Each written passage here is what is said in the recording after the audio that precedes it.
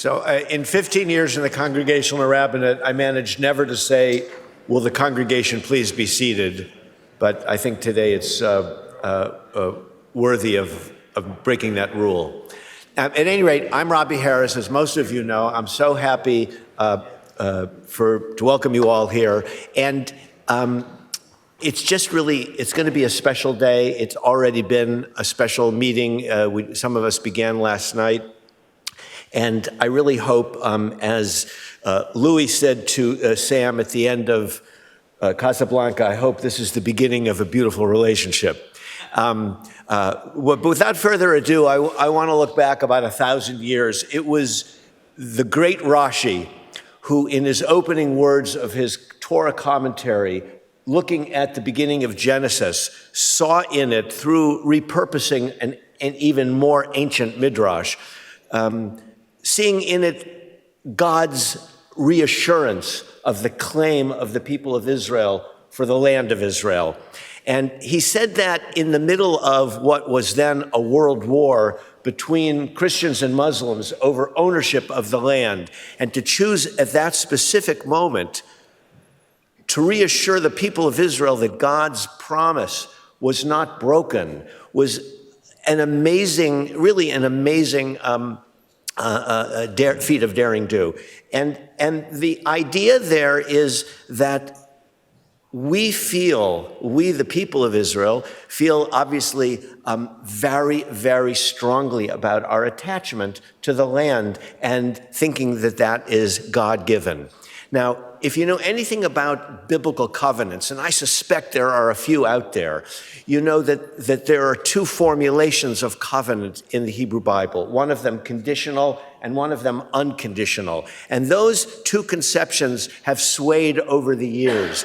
But from that unconditional promise that Rashi was alluding to move to the conditional, the Torah itself says that when it proclaims liberty, Ukratem dror, it proclaims liberty throughout the land, it's l'chol yoshveha, to all its inhabitants. Any person who inhabits the land of Israel is entitled to the rights that the Torah promises to live in freedom. And I would guess that we would, all of us, even despite the news conference yesterday, somehow see in that promise something quite valid and to be negotiated, right, with compassion and with kindness and with morality.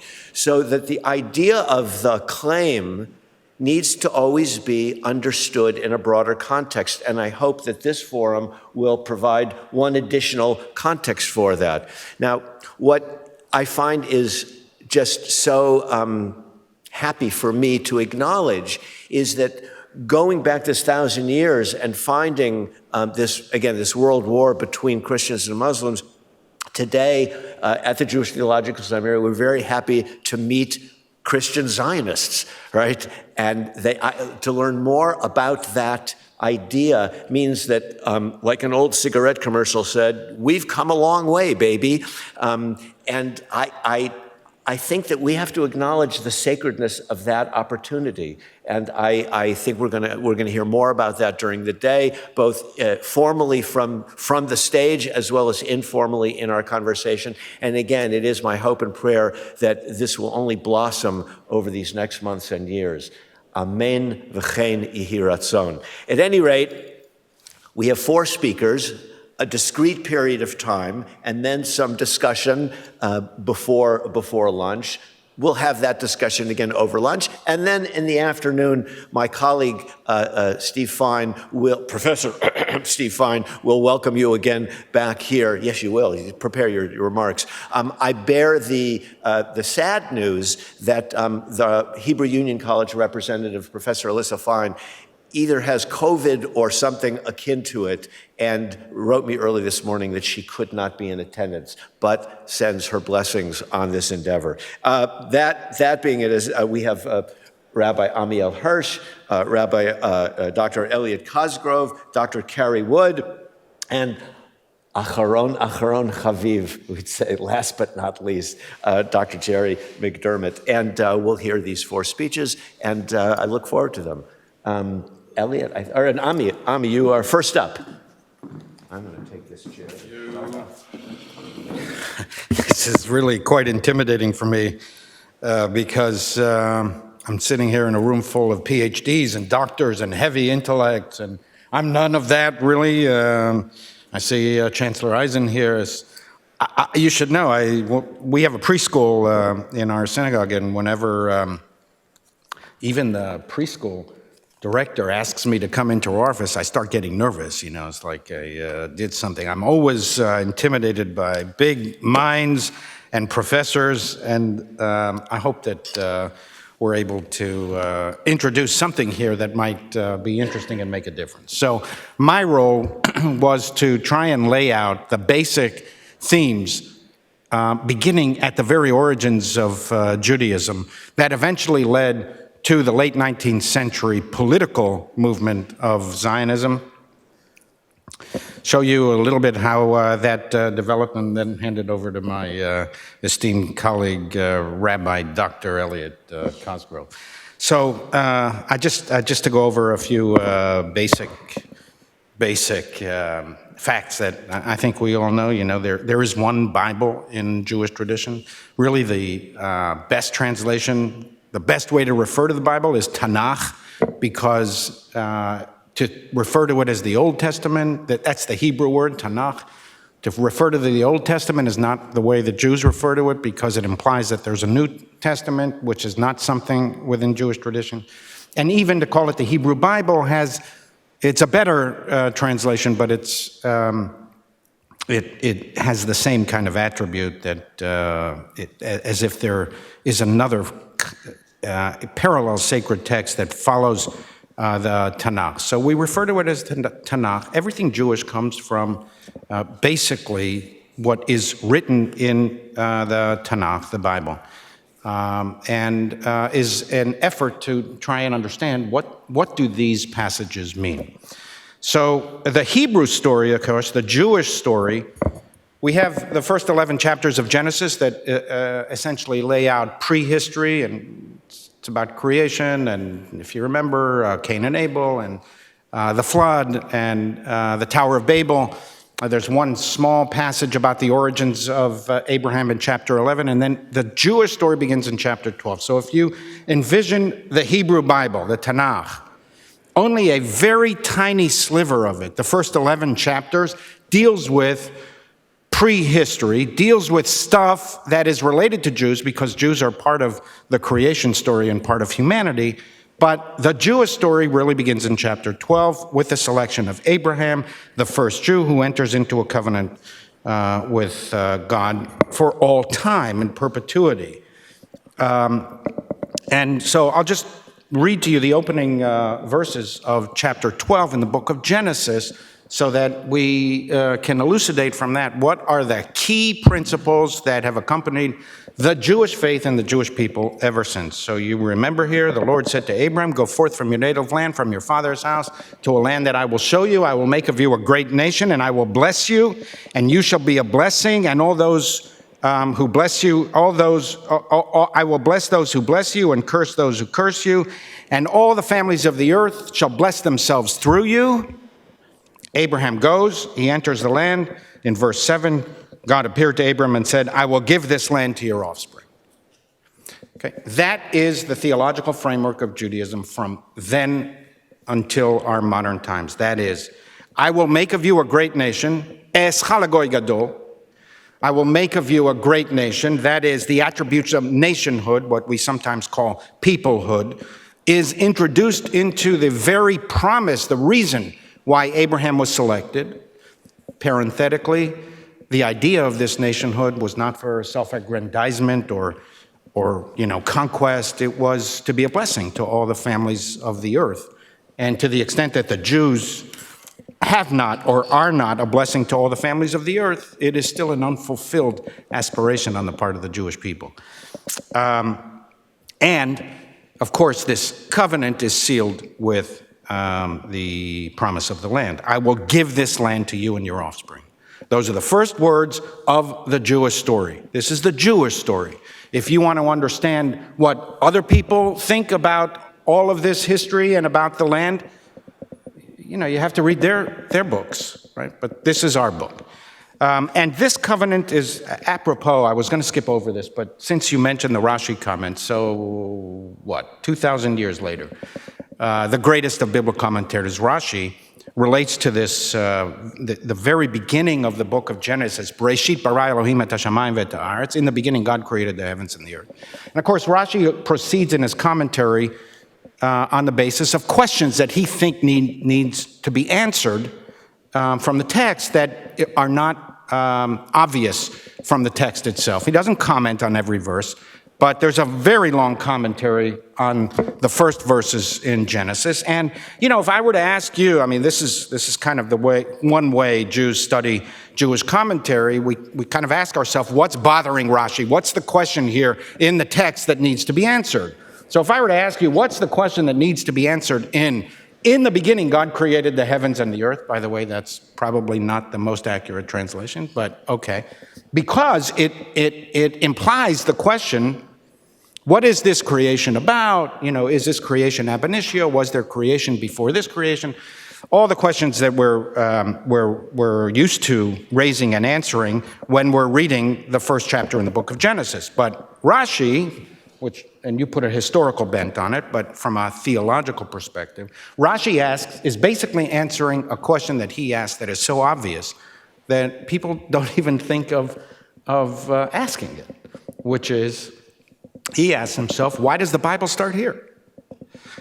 You know, which is kind of I mean, it's like a basic, maybe a 5-year-old would ask that question, but people who have PhDs and, you know, they wouldn't think of asking that. They would think of philosophical questions related to creation. And because Rashi says, after all, if the Torah is a book of laws, the laws of the Jews, shouldn't the Torah start with the first law? And he gives a proof text. But the answer that he gives is, and I'll just read this to you, because it's illustrative not only of Rashi's standing, which is central in Jewish tradition, but also many thousands of years later, this becomes the heart of, this still is the heart of Judaism. And Rashi points out, why does it start here? Should the peoples of the world say to Israel, you are robbers because you took the land by force from the 7 nations of Canaan, Israel may reply to them, all the earth belongs to the Holy One, blessed be He. He created it, and He gave it to whomever He pleased. Okay? And so if you establish that God created the heavens and the earth, God can give the land to whomever God pleases. And we just read in Genesis chapter 12, God decided to give it to Abraham and the descendants of Abraham. Hence the theological justification of that. This language is repeated in Genesis chapter 15, what's called the Covenant of the Pieces, Brit Ben Abitarim. It comes after Abraham is lamenting that he has no heirs. And in chapter 15, verse 7, then God said to him, I am the Lord who brought you out of Ur of the Chaldeans to give you this land as a possession. Again, the promise of the land, because if you select, especially in antiquity, if you give the promise of nationhood, then it's obvious that national territory goes with nationhood. There is no nationhood without national territory in antiquity. And God also there in that passage talks about, you know, the prediction, which is really theologically very significant, of the 400 years of slavery, but I will redeem them. That is, this people will eventually become a nation. It's very interesting, and that would be a nice 2-year study on why Judaism, the people, was born in slavery and the centrality of the slavery narrative. But we also get there from the very beginning. We know that the descendants of Abraham are going to be enslaved and redeemed. This promise is repeated again. I'll skip a few things in Genesis chapter 17, actually around the context of the birth of Isaac. Abraham threw himself on his face, and God spoke to him further. As for me, this is my covenant with you. You shall be the father of a multitude of nations. You shall no longer be called Abram, but Avraham, which means the father of nations. I will make you exceedingly fertile and make my covenant between me and you and your offspring to come. I give you this land that you sojourn in, to you and your offspring to come, all of the land of Canaan as an everlasting possession. I am the Lord. Okay, so it's not like I'm not making this up, and I'm not kind of bringing interesting interpretations of the text. I'm just reading you what the text says. And the English translation is an accurate translation of the original Hebrew. I will give this land to you, and I make this covenant to you as an everlasting covenant. Everlasting means lasts forever, right? It's permanent. And then this covenant, in basically the same words, is reiterated again to Abraham's offspring. Of course, Abraham had 2 children, but this covenant goes through one of the 2 children, Isaac. And Isaac is now an adult in Genesis chapter 26, and there's a famine in the land, which is always interesting. It's always a sign that God is pushing events theologically. And unlike Abraham, his father, God says to Isaac, don't go down to the land of Egypt to escape the famine. Reside in this land, and I will be with you, and I will bless you, and I will give all these lands to you and your offspring, fulfilling the oath that I made with Abraham. I will make your descendants as numerous as the stars in the heavens, and so on and so forth. Okay? So this covenant that was made with Abraham is reiterated with Isaac. It is then reiterated and reaffirmed with Isaac's son, Jacob. Now, you know Isaac had 2 sons, Esau and Jacob. Esau also was going to be blessed, but to some degree in Jewish tradition, but the covenant goes through Jacob. Eventually, the Jewish people is called the house of Jacob, or Jacob's name that was changed, Yisrael, the people of Israel.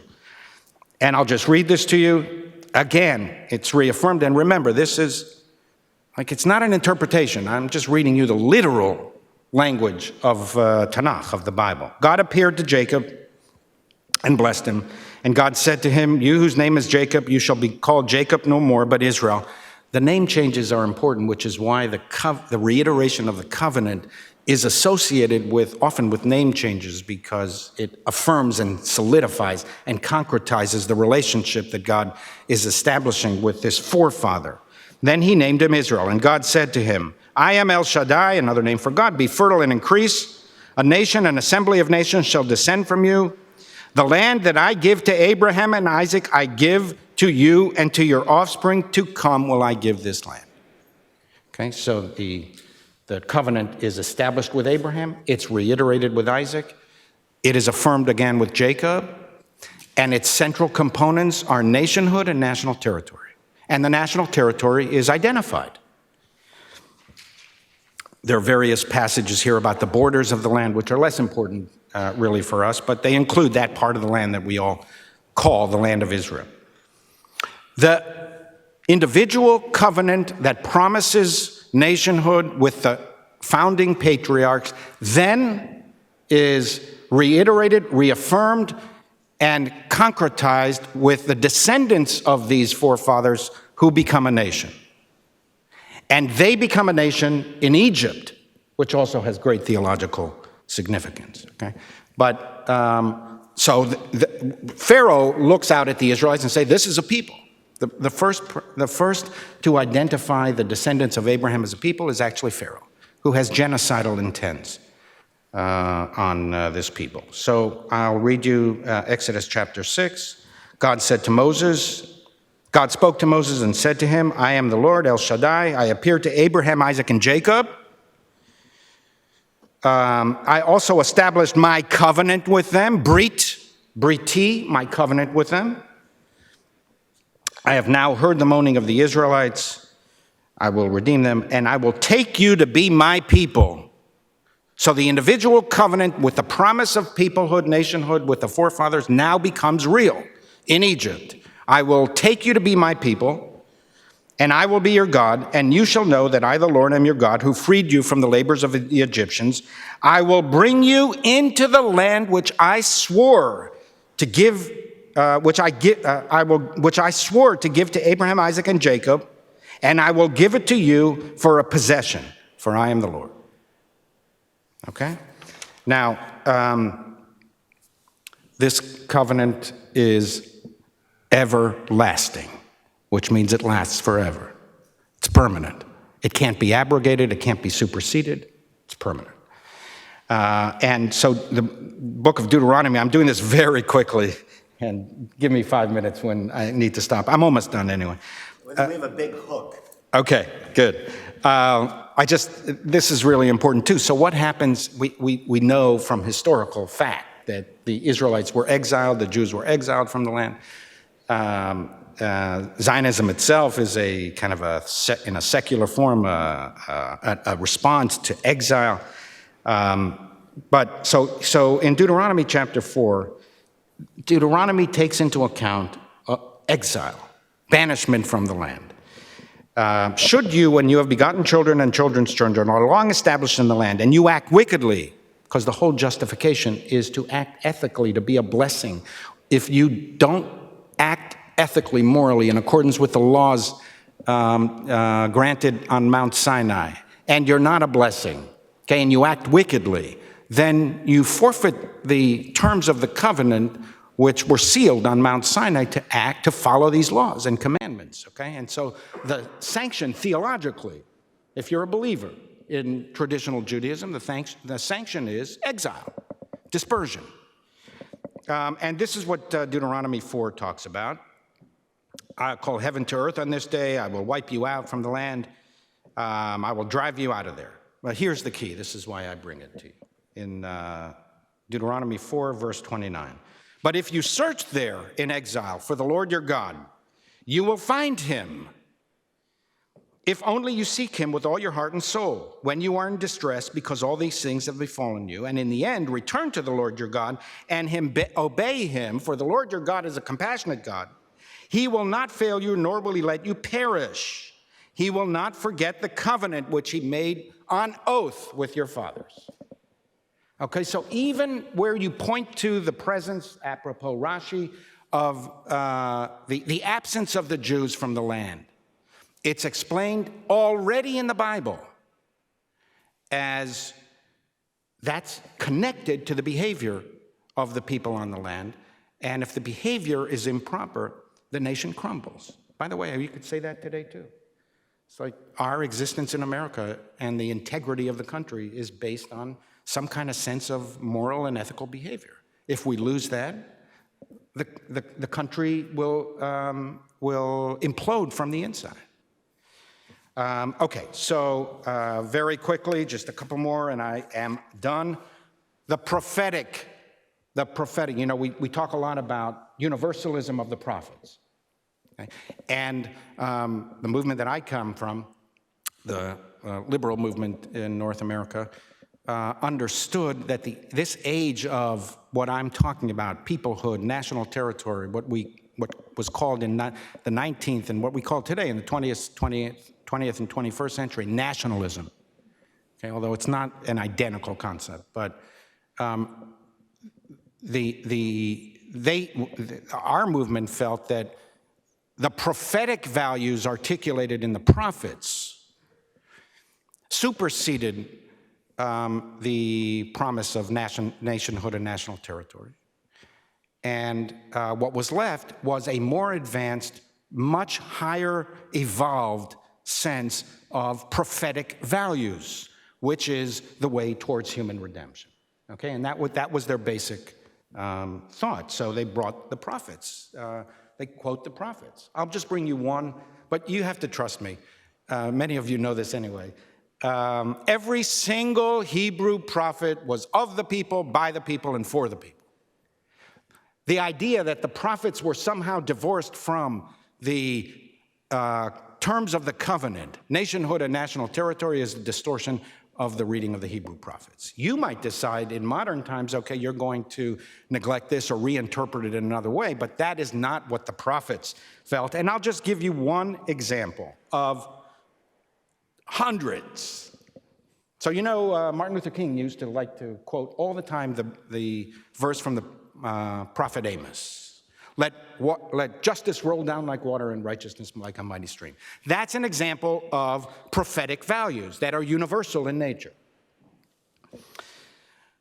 And we like to quote that. And to this day, you know, kind of people who are cool on Zionism and Israel in the Jewish community, they like to quote, "Let justice roll down like water and righteousness like a mighty stream." What they neglect is the anchoring principle that Amos recites at the end of his book that kind of brings it all together. These are verses I recite every time I'm about to land in Tel Aviv. I say it to myself. I look out the window and I say these words to myself. "On that day, I will not wholly wipe out the house of Jacob." God says, I'll restore. "On that day, I will set up again the fallen booth of David. I will mend its breaches, set up its ruins anew, and build it firm as in days of old. I will restore my people Israel. They shall rebuild ruined cities and inhabit them, plant vineyards and drink their wine, till their gardens and eat their fruit, and I will plant them upon their own soil, never more to be uprooted from the soil I have given them." That's the prophets. That's Amos. Okay, I'm just going to very quickly bring all of this to modern times, hand it over to Rabbi Koskova. So I'm skipping, 2,500 years at least, okay? There was an exile. The first temple was destroyed by the Babylonians in 586 BCE. The tribe of Judah survived. By the way, the northern kingdom was destroyed in 722.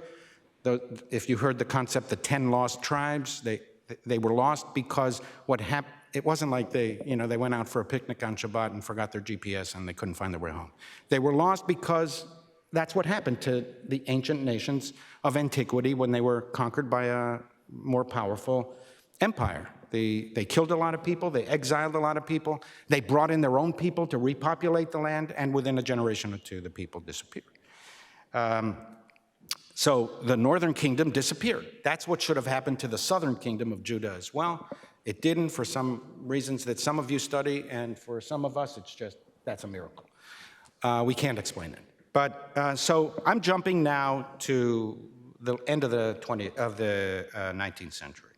So Herzl is a creature of the emancipation, Theodor Herzl, the founder of the Zionist movement. He's sitting in Paris as a correspondent for Austrian newspaper, and he observes in 1894 the ferocious eruption of anti-Semitism in Paris, in France, around the arrest and the accusation against Alfred Dreyfus, a high-ranking Jewish general in the French army, of betrayal of treason. And he sees in the very beating heart of European emancipation and enlightenment, France, Paris, he sees all this ferocious anti-Semitism, and it devastates him. If you read his writing, especially, the Jewish state, it sounds optimistic, and I'll quote this at the end, but it's really a very he's devastated because he bought hook, line, and sinker. He was a completely secular Jew, completely emancipated Jew. He bought hook, line, and sinker,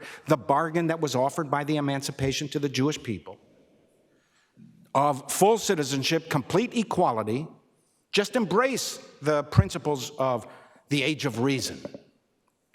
And Herzl is sitting in Paris and seeing this irrational eruption of anti-Semitism, and he concludes, yes, anti-Semitism is an unreasonable phenomenon.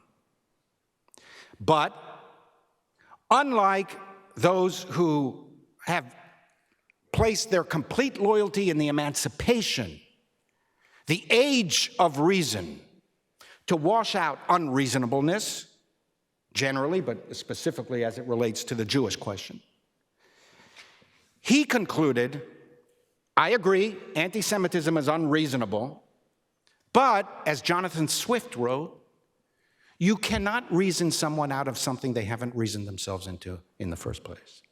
Okay, so that the age of reason is not going to solve, even the age of reason is not going to solve the Jewish problem. Now, nobody could anticipate the dimensions of the Holocaust to come, but Herzl and the early Zionists intuited that there was something about the age of reason with its science and evidence and logic and reason and technology that could just as easily be turned against the Jews as protect the Jews. And that's, of course, what we saw 50 years later in mid-20th century all over Europe, led by Germany, which was the highest form of cultural development in the history of civilization, according to some people. Okay? So here's what Herzl wrote, and then I'm done. The Jewish question still exists. It would be foolish to deny it. It's a misplaced piece of medievalism which civilized nations do not even yet seem able to shake off, try as they will. They've proved that they had this high-minded desire when they emancipated us. The Jewish question persists wherever Jews live in appreciable numbers. Wherever it does not exist, it's brought in together with Jewish immigrants. And then Herzl, this is why I brought those early documents, just so you remember the basic fundamental framework, theological framework of Judaism. And Herzl, either he knows this or in some kind of miraculous way that's hard to really explain, intuits this from a secular Jew. He knew much more Hegel than he did in Hosea. Okay? And he says, we are a people. He concludes, after 2,000 years, buying the emancipation argument that forget all this nationalism, we are a people. One people. We have sincerely tried everywhere to merge with the national communities in which we live, and we can't.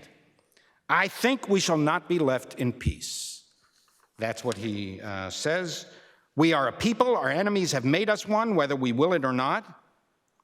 Affliction binds us together, and thus united, we suddenly discover our strength. Last quote.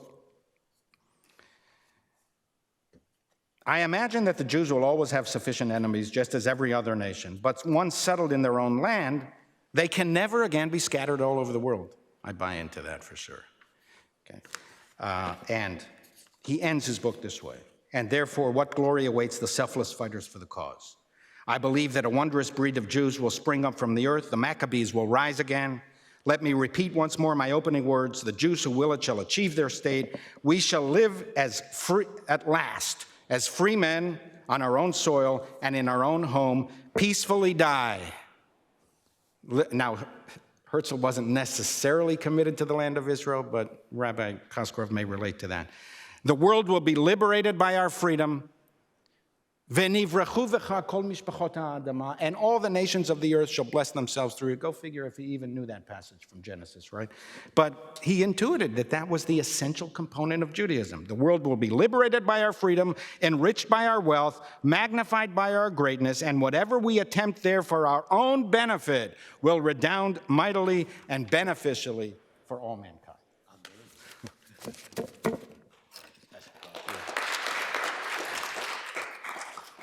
Without further ado, the Stephen Wise Temple community will be proud to see this on Zoom later.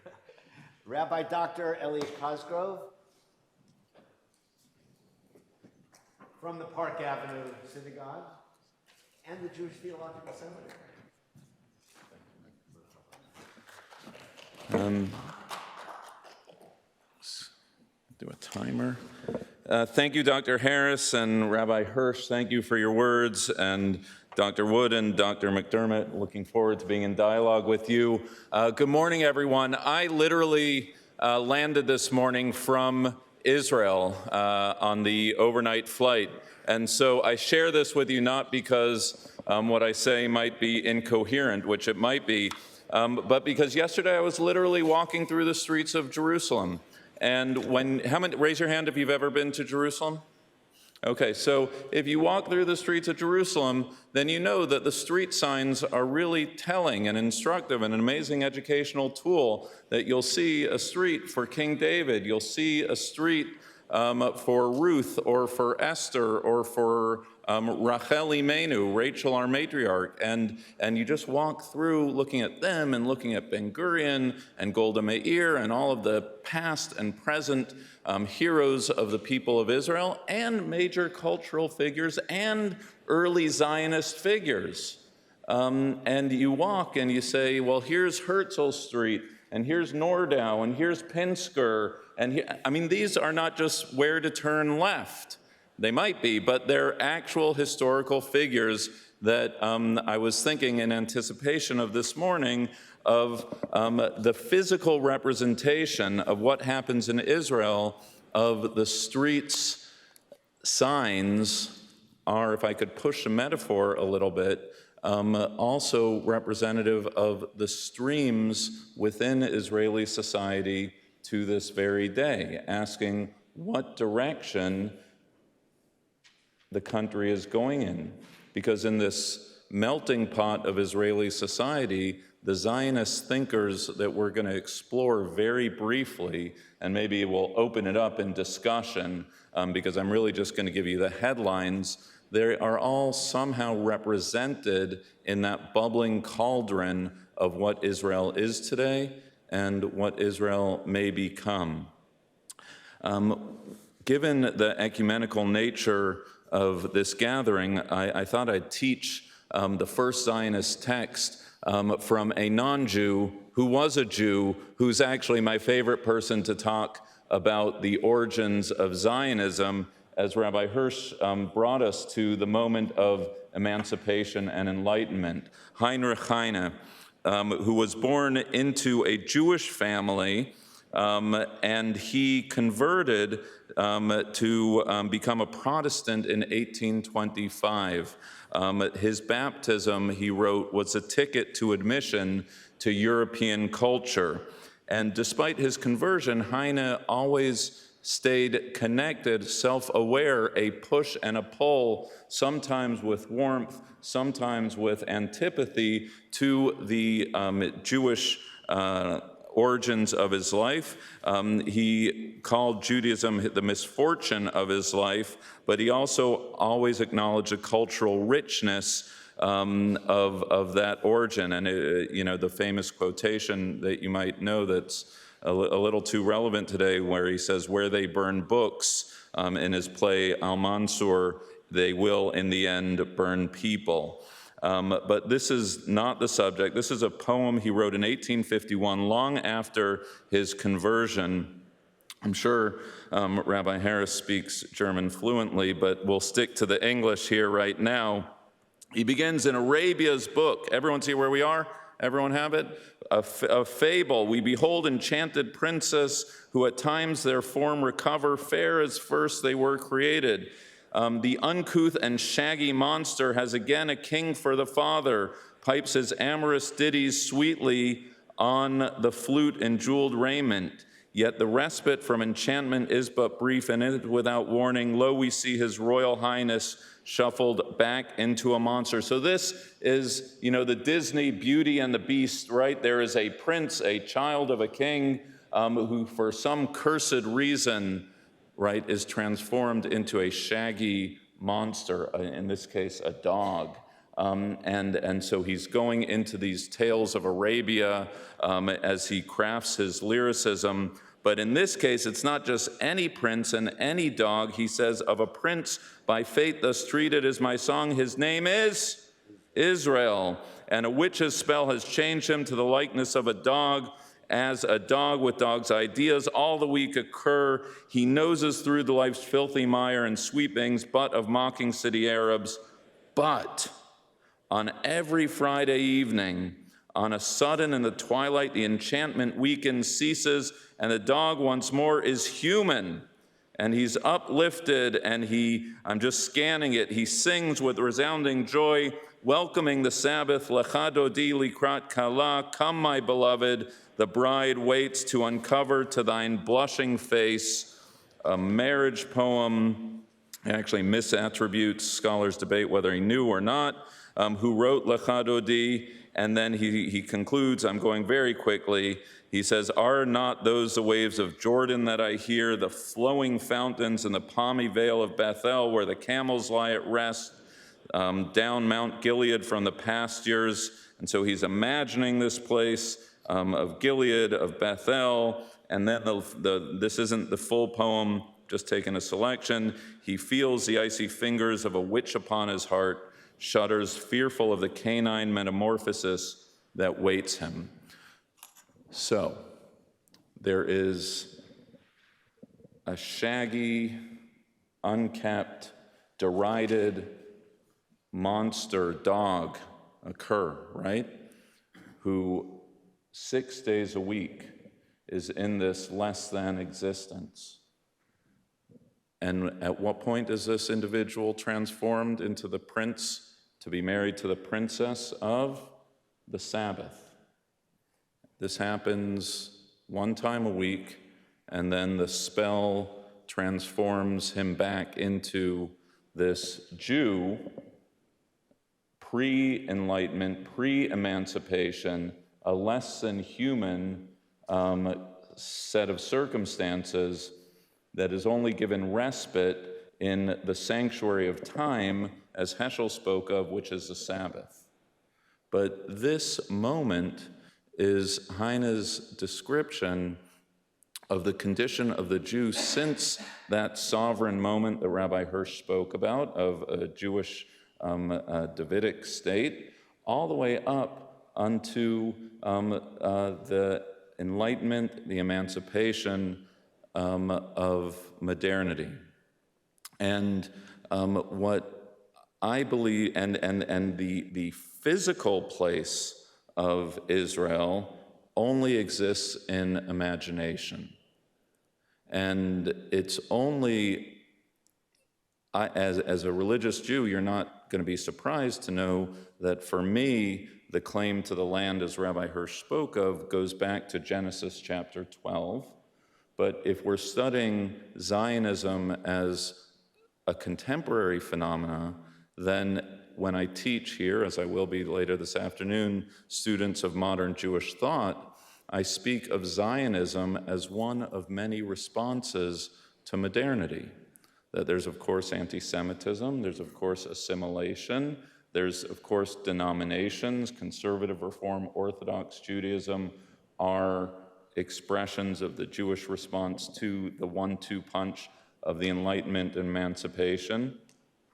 But Israel, Zionism, is also a response because it answers the question of how can a Jew be both connected to tradition and also a citizen of the modern world by way of the Jewish state. That the promise and prospect of the emancipation was actually, as Rabbi Hirsch spoke of with Herzl, a failed experiment. And that the only way Jews are going to be able to arrive out of this dog-like state is by way of auto-emancipation, meaning we have to do it on our own. And so the first text that I want you to see is that of Leo Pinsker, 1821 to 1891, an assimilated, enlightened, a law student, also a medical degree from Odessa. And he bore witness to the violence that was triggered by the assassination of Tsar Alexander II in 1881. And it wasn't just the violence of the rabble, but it also that it received sanction by the government, that he published anonymously Auto-Emancipation, an appeal, everyone see, we're on the next page, to his people by a Russian Jew. And he begins with the famous passage from Hillel, the rabbi of old, "If I am not for myself, who will be for me? If not now, then when? The misery caused by bloody deeds of violence has been followed by a moment of repose."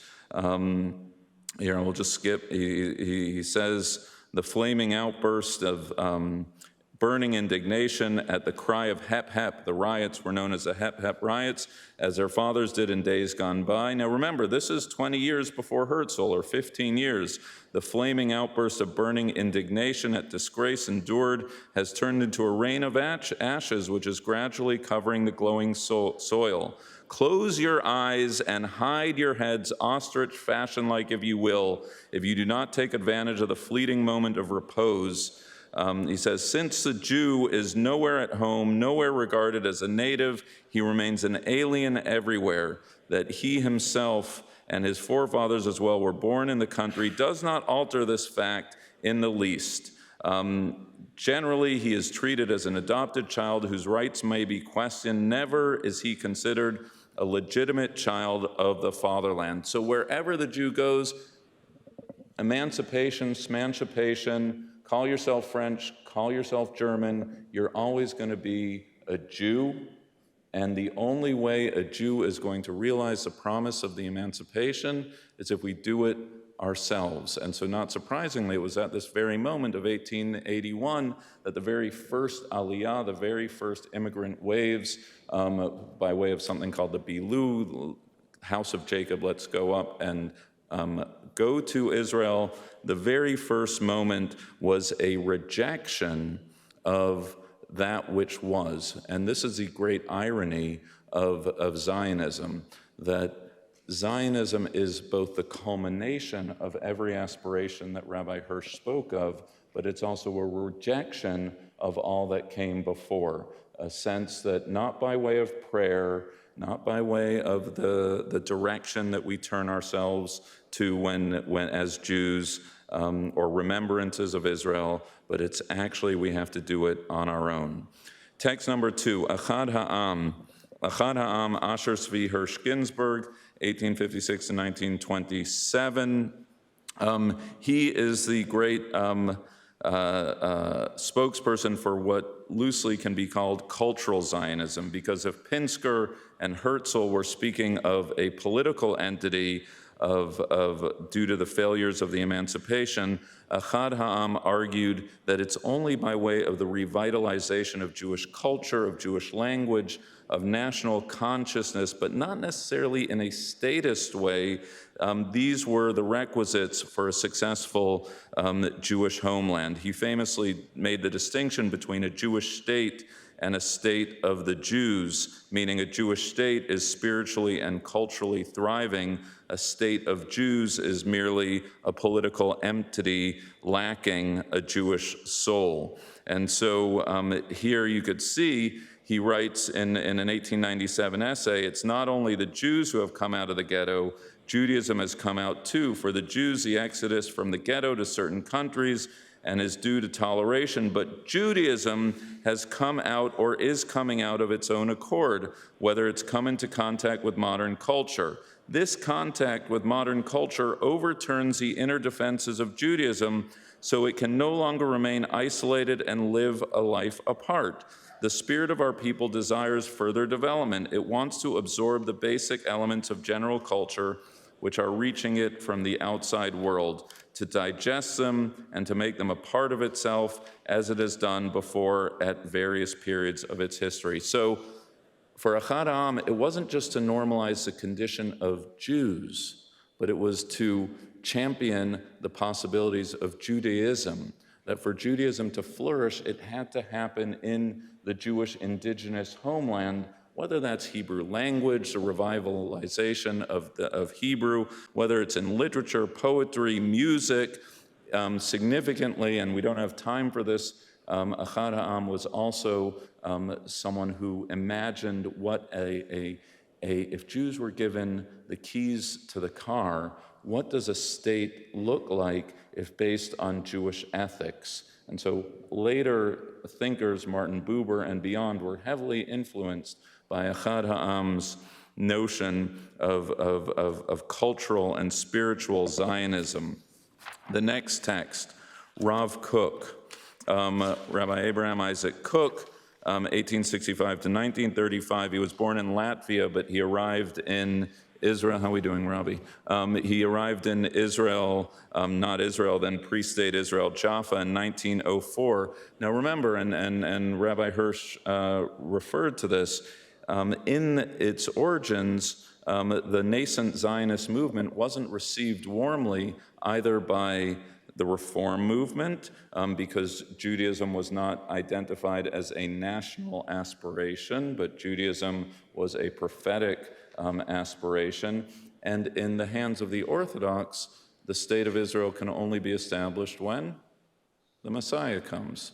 And so for a religious Zionist, for Rabbi Abraham Isaac Kook, to not just go to Israel, but to see the settlement of the land as part of a divine messianic process by Jews, and significantly by Jews, the religious Jews and secular Jews, he became the godfather of what we might now call broadly, though there are many streams of it, religious Zionism. And so Rabbi Kook writes, Eretz Yisrael, the land of Israel, is not something apart from the soul of the Jewish people. It's no mere national possession serving as a means of unifying our people and buttressing its material or even its spiritual survival. Eretz Yisrael is part of the very essence of our nationhood. It is bound organically to its very life and inner being. Human reason, even in its most sublime, cannot begin to understand the unique holiness of Eretz Yisrael. It cannot stir the depths of love for the land that are dormant within our people. So it's the Spirit of the Lord, it's the spirit of the Jewish soul, this holiness of the land. Herzl and Pinsker saw that the land of Israel was solving a political problem. Echad Ha'am saw it as a cultural problem to elevate what Judaism is. For Zionism, the bumper sticker for Rav Kook would be sort of, it's the holiness of the land, stupid, right? That it is a religious aspiration, and it's a connection historically through the millennia of the Jews to the land that signified the spiritual rebirth of the Jewish people, the religious significance of the state of Israel. Number 4, Max Nordau. Max Nordau, born in Hungary, he was Herzl's right-hand man. He famously and problematically at the First Zionist Congress coined the term "a land without a people for a people without a land." I'm going to focus on the speech he gave, his reflection in 1903. It was actually at the Second Zionist Congress in 1898, where he introduced the concept of Jewry of muscle. And so 2 years ago, Nordau writes, during a committee at the Congress in Basel, I said, we must think of creating once again a Jewry of muscles. Once again, for history is our witness that such a Jewry had once existed. For all too long, we've been engaged in the mortification of our own flesh, or to put it more precisely, the killing of our flesh for us. The extraordinary success is measured by hundreds of thousands of Jewish corpses in the ghetto and churchyards along the highways of medieval Europe. In the narrow Jewish street, our poor limbs forgot their gay movements. In the dimness of sunless houses, our eyes began to blink shyly. Right, so it's reminiscent of Heine, this frightened, whimpering, crouched position of the Jews through the millennia. And then he retrieves in the next paragraph, he says, let us take up our oldest traditions, becoming deep-chested, sturdy, sharp-eyed men. The desire of going back to a glorious past, an expression in the name of the gymnastic club in Berlin has chosen for itself. Bar Kochva, right, the major Jewish rebellion, the last gasp under the Emperor Hadrian, which was lost, but this Bar Kochva was a hero who refused to know defeat. When in the end victory eluded him, he knew how to die. Bar Kochva was the last embodiment in world history of a bellicose, militant Jewry. To evoke the name of Bar Kochva is an unmistakable sign of ambition. And he's talking about a Jewish gymnastic club, but he's really talking about a transformation of Jewish self-perception. And he concludes saying, may the Jewish Gymnastic Club flourish and thrive and become an example to be imitated in all the centers of life. So a rejection of the ghetto Jew identity, a retrieval of this ancient warrior spirit, looking back to the Maccabees, looking back to Bar Kochva as the models he inspired. To this day they exist, a Maccabee sporting movement, but he said enough of this ghetto self-perception of what it is to be a Jew. We need to be a Jewry, literally, of muscle.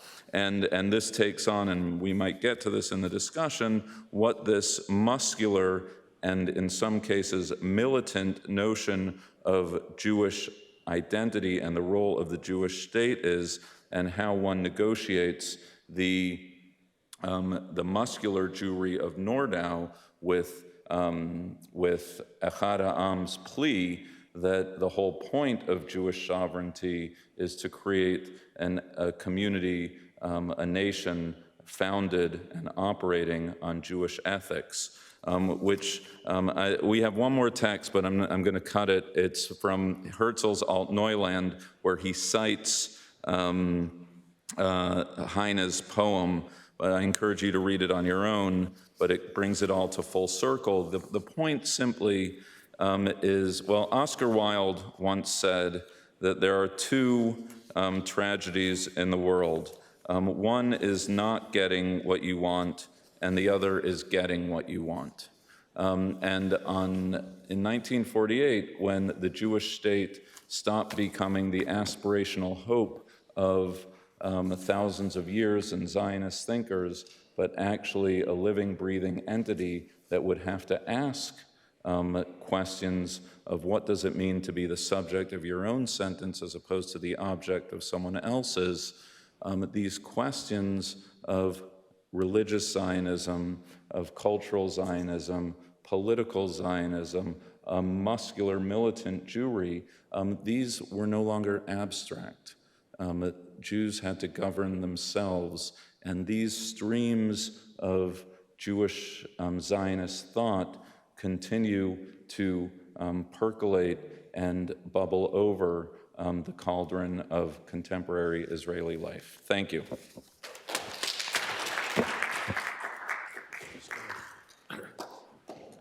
Dr. Kerry Wood, a new friend.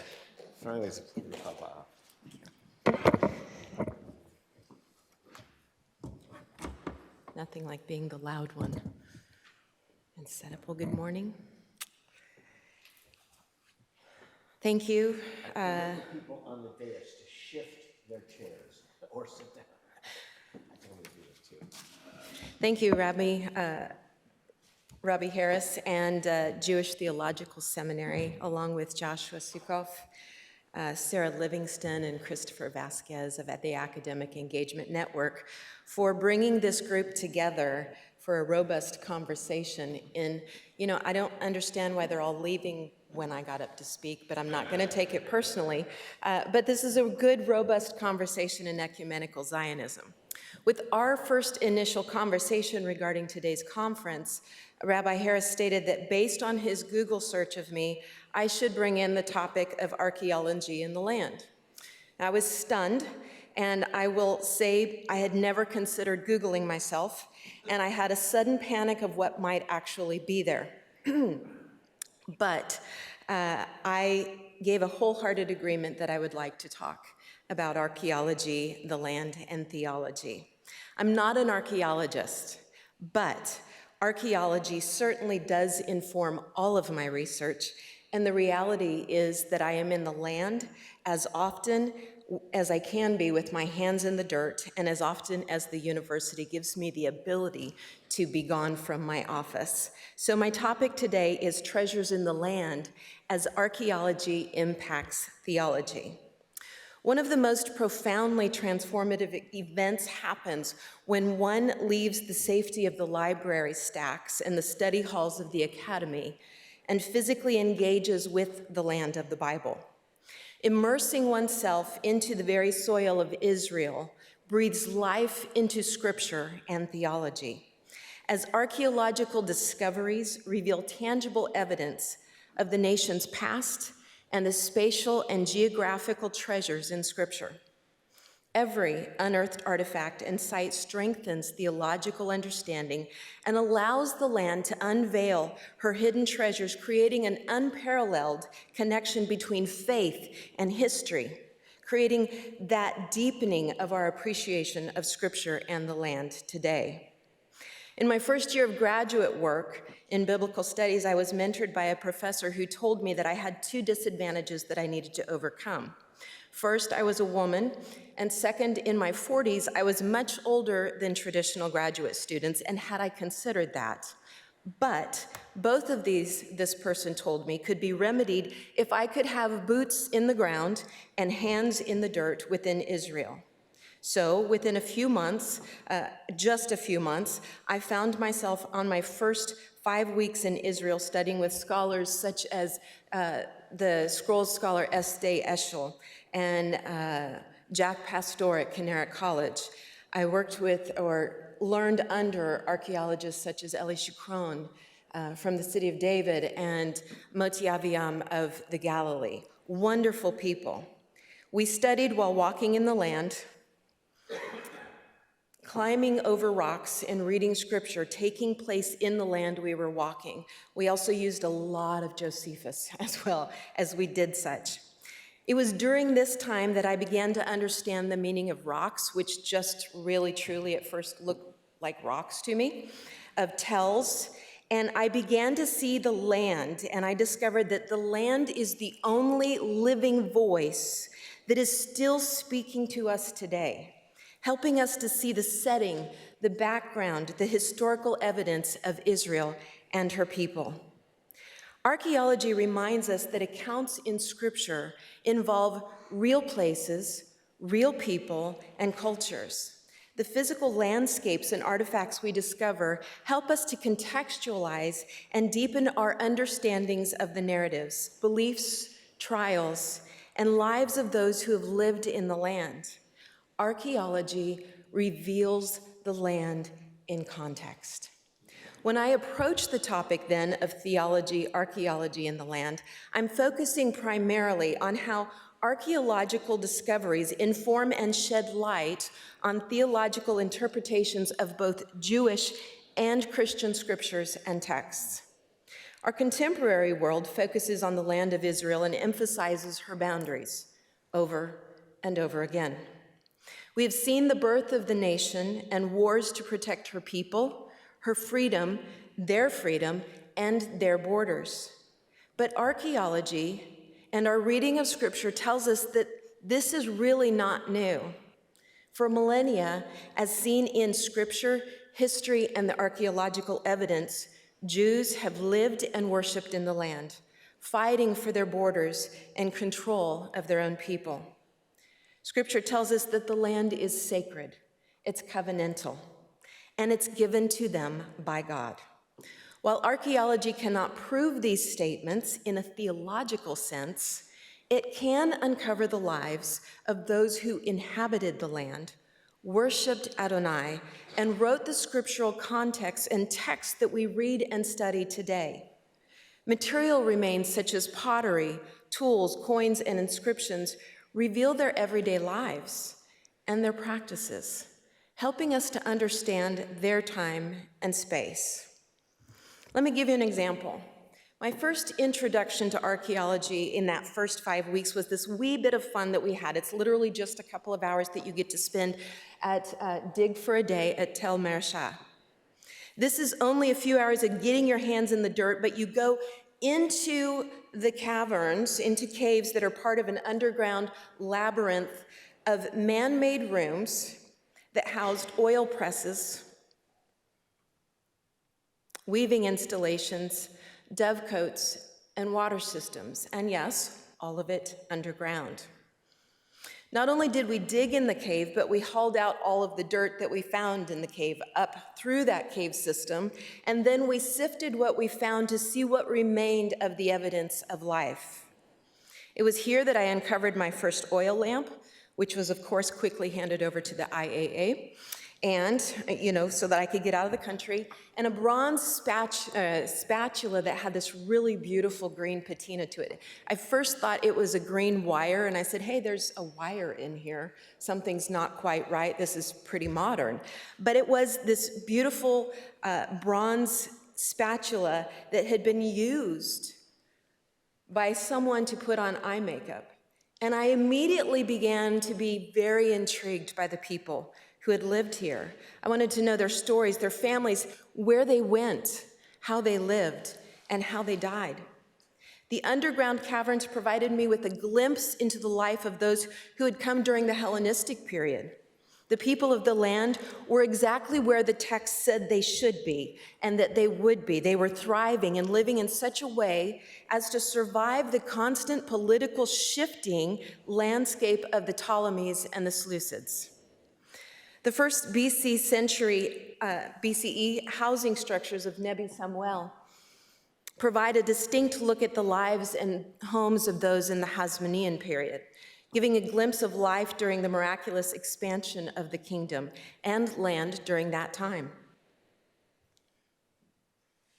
The site is contested, thought to be the biblical site of Mizpah, and here tradition states that Samuel is buried. But it's, of course, centuries before the Hasmonean homes are ever built. At Mizpah, Samuel called the people together, and once they arrive, they fast from eating and drinking, and then proceed to draw water and pour it out on the ground as an act of repentance and need, because the people had been worshiping foreign gods, and in full agreement, they confess that they've sinned against God. We also know that here at Mizpah that Samuel anointed Saul, according to 1 Samuel 10.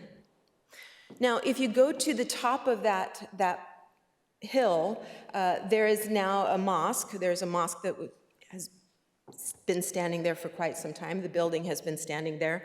And it's standing on the hilltop. And if you go to the rooftop of the mosque, and you can stand and see displayed in front of you multiple Old Testament passages. And narratives come to life as you see Jerusalem in the distance, and you see Gibeon less than 2 kilometers away.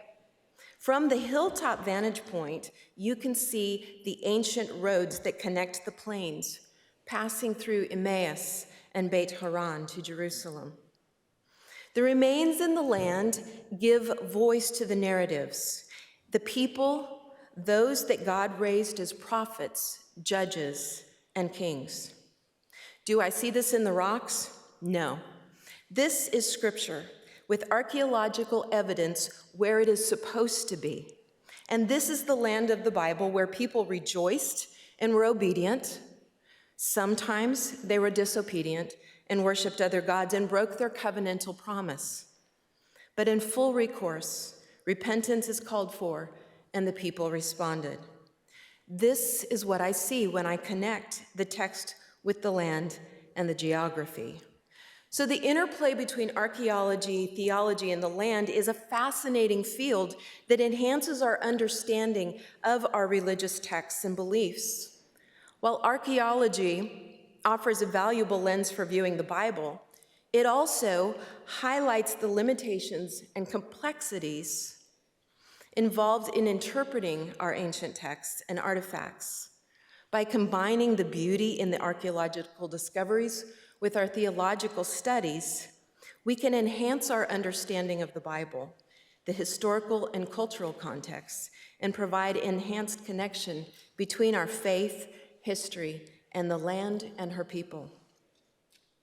Now, ancient inscriptions, artifacts, and ruins provide us material for theological reflection and debate. These artifacts can offer insights into the development of religious practices, rituals, and beliefs, enriching our modern discourse. How does engagement with the Temple Mount, the city of David, and the newly uncovered Pilgrim's Passage from the Pool of Siloam to the temple strengthen our theological understanding of the temple, ritual purity, the feasts, and the festivals? How do we engage today with worship, purity, and acts of righteousness within our theological contexts? Artists' renditions of this passage are going up and show the passageway going up from the Pool of Siloam to the temple, where a pilgrim could immerse for a ritual purity first, then, and then travel up in a purified state. The city of David expects that this will attract millions from all regions of the world. What is it about a 2,000-year-old road, a set of steps that are 2,000 years old to the temple that excites Jew and Christian alike? Contact with the Almighty, evidence that Scripture is correct, and connection to the land and the people of the land. Consider the Dead Sea Scrolls and their impact on biblical scholarship and textual authority. These are the oldest extant biblical manuscripts discovered in the Judean desert after being hidden in jars and caves during the 1st century. From the fragments found, approximately 950 different manuscripts have been reconstructed into 3 major categories of biblical, apocryphal, and sectarian texts. The biblical manuscripts include about 200 copies of Hebrew Scripture, with all books of Hebrew Scripture except for, of course, Esther. This is the earliest evidence of these manuscripts, providing credibility to the strength of the copying of the text from one scribe to the next. Does a fragment of a scroll over 2,000 years old affect your theology? Of course. The evidence of the early writing and transmission of a text that has remained reliable is directly in front of you. The sectarian manuscripts offer a broad view of various literary genres and provide biblical commentary, religious legal writings, liturgical texts, and apocalyptic literature. Most scholars believe that the scrolls comprised the library of the sect that lived at Qumran, approximately 40 kilometers from the temple in Jerusalem. However, it appears that the members of this sect wrote only part of the scrolls themselves, and others had previously been composed, maybe there, maybe elsewhere. The document known as the community rule is essential for understanding the community's lifestyle, as it discusses the admission of new members, guidelines for behavior in the community, and theological concepts. From the scroll, a picture emerges of a community operating cohesively and living in a strict ascetic lifestyle, governed by rigorous rules. This scroll exists in 12 copies, and among the apocryphal manuscripts are those that were previously known only in translation, or even some that had not been known at all. The discovery of these Dead Sea Scrolls then represents a crucial milestone in understanding ancient Jewish history, revealing a treasure trove of literature. And some known, some unknown is revealed. These remarkable artifacts then have greatly deepened our knowledge of Jewish society in the land of Israel during the Hellenistic and Roman eras, and they help us understand the origins of rabbinical Judaism and early Christianity. So archaeology is a dynamic field, and each dig seems to bring new findings to light. Each season of the dig brings new findings to light, brings new layers, maybe even different time periods to light. Our understanding of the land continues to be reinforced with our findings. It's important to remember that while archaeology can provide valuable insights, interpretation of the evidence can vary depending on the scholar's theological perspective and methodologies. As a lifelong student, a lifelong learner, I studied the land of the Bible in great detail, including its geography and its geology. I studied the God of the Bible and his people, and I believed that this God was intricately involved in the lives of his people, that he brought them into the land, made covenant with them, and promised them the land. I believe that this same God brought about the return of the nation in the 20th century and remains intricately involved in all of our lives. My learning changed dramatically when it stopped being a narrative on the page and a historical event or a historical group of people, and I went to the land. When I began to rise before dawn and journey from a living site in Migdal to the site of El Araj, Beit Saida, on the shores of the Kinneret, where I dig under the scholarship of Dr. Stephen Notley, who's here, and the archaeologist Mordechai Aviam. Here, the archaeology has revealed multiple layers of people, multiple periods in time. Crusader period, we have the remains of a sugar factory. The Byzantine period with a beautiful 4th century basilica that has been uncovered, this Byzantine basilica with mosaic tiles, mosaic floors, and then this monumental discovery of a mosaic with an inscription to the commander of the heavenly apostles, which is a reference to the Apostle Peter. The Roman period layers include dwellings, a street, evidence of life such as pottery, glassware, coins which allow for dating, and even the knife-paired oil lamps that are found throughout the Galilee and Judea, but which were made near Jerusalem. How far am I from Jerusalem when I'm in the Galilee on the shore of the Kinneret? Archaeologists speculate that these particular oil lamps are brought back from Jerusalem by those who had gone up to the temple for the feasts, and they are bringing back the light from the temple. So, you know that knick-knack you buy to take home to the kids when you're done. 2 seasons ago, just before October 7th, in Area D, we found this beautiful inkwell. Why is this important? The inkwell and everything found around it, including stoneware, the oil lamp fragments, gave us a picture of a Jewish community in the first century. You see, for centuries, scholars have stated that the Jews in the Galilee region during the first century were uneducated, and they were not as religiously pious as those in Judea. It's interesting to note here with this inkwell, that in contrast, Qumran only produced 2. So a community of scribes, we found 2 inkwells, a community on the shores of the Kinneret that are supposed to be uneducated and unreligious, we found the same type of inkwell. You see, this is a photo taken by Dr. Mark Turnage. I can reflect on scripture and the archaeological findings and inform life in the first decades of the first century. These findings evidence a faithful witness to theology and the people of God, and the evidence of the people in the land. There are lead weights in the beginning, or the forepart of the picture. This is a village that before 30 CE is a fishing village, and we know because Josephus tells us that Herod Philip decides in 30 CE that I'm going to make this into a Jewish polis, or a Roman polis, a city, because lakefront property is always beneficial.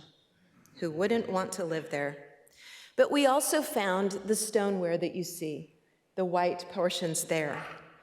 Those are important because they are necessary for Jews who want to have ritually pure items that can't become impure, such as pottery. So you have the stoneware. If I put this together and I see the fishing weights, the stoneware, the inkwell, I discover that in the first century, the Jewish people in this Jewish community are living a pious religious life, maybe I would say orthodox religious life, and that they are indeed educated. They are using writing materials. Someone who is uneducated does not need ink, paper, or an inkwell. This is exactly the world that the land and scripture tell us should be there in those decades in the land. So in conclusion, I would say that archaeological discoveries significantly influence contemporary theological beliefs and can influence also our Zionistic beliefs. Who's in the land? Who does the land belong to? Who has the covenant with the land? They provide evidence of the people, the places, and the circumstance of scriptures that can strengthen our faith, enhance our contextual understanding, question established perspectives, deepen our theological debates, and connect science, although archaeology is considered a soft science, connect science with spirituality.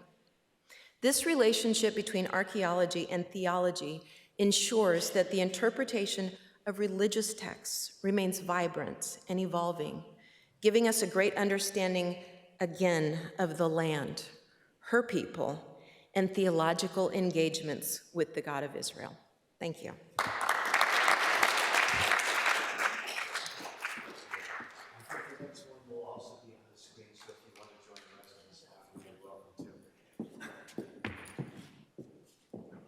Rising to the bema right now, Dr. Gerald McDermott.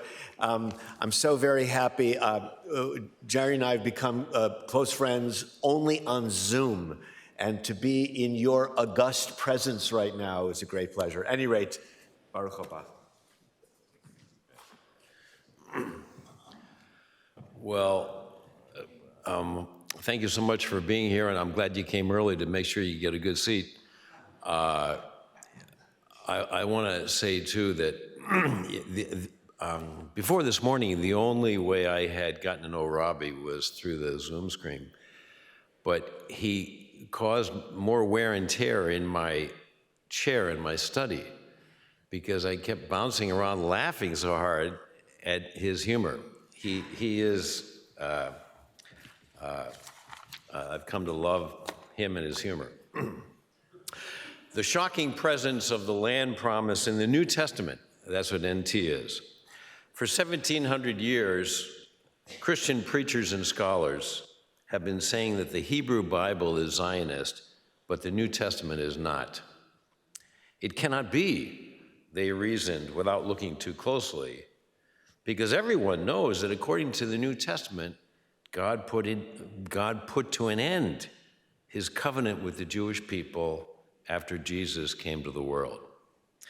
The Holocaust was a wake-up call that started Christians rethinking what they had been repeating for 1,700 years. The Roman Catholic Church was the first major Christian church to repent of this false teaching in its Vatican II document, Nostra Aetate, in 1965. The bishops quoted the Apostle Paul saying of his Jewish brothers who did not accept Jesus that they are, present tense, beloved of God because of the patriarchs, and that God's calling them to be his chosen people is irrevocable, not to be repented. Since the mid-19th century, Protestant dispensationalists had agreed that God's eternal covenant with the Jewish people is still in place.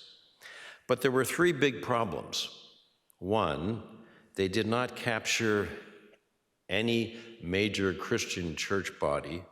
Two, they invented a bizarre teaching called the rapture that would have the Jewish people left behind after Christians are zapped off the planet. And three, they held to date setting and an elaborate eschatology that seems more fanciful than biblical. But in recent decades, there has arisen a scholarly movement called the New Christian Zionism that is comprised of both Catholic and Protestant scholars. Now, it's new because it has nothing to do with dispensationalism and because it's recognizing things on the surface of the New Testament that have gone unnoticed for centuries. Now, how could that be? On the surface of the text, but unnoticed for centuries?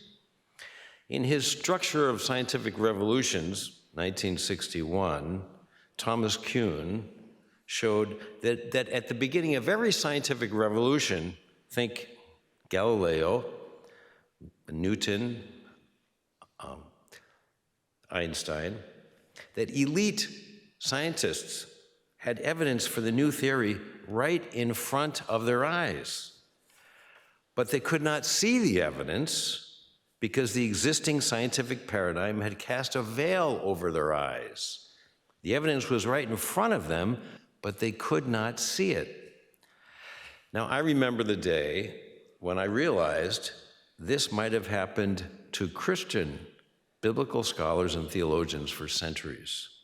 They were not able to see the land promise in the New Testament because they had been trained, as I was, not to see it. They had been told, as I was in my New Testament studies at the University of Chicago Divinity School and in my PhD program in religious studies at the University of Iowa, that the Hebrew Bible is all about the particular and the New Testament's all about the universal. So it only makes sense that the God of the New Testament would no longer be interested in one particular land rather than all the lands of the world.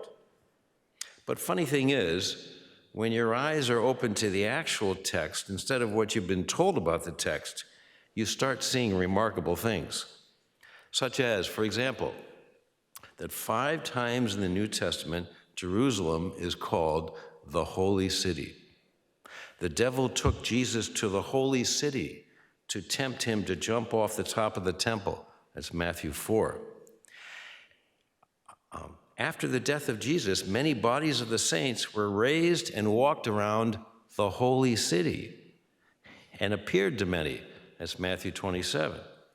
John says in the book of Revelation that Gentiles will trample the Holy City for 42 months. That's Revelation 11. And God will bring down from heaven the Holy City, Jerusalem, both Revelation 21, verse 2 and verse 10.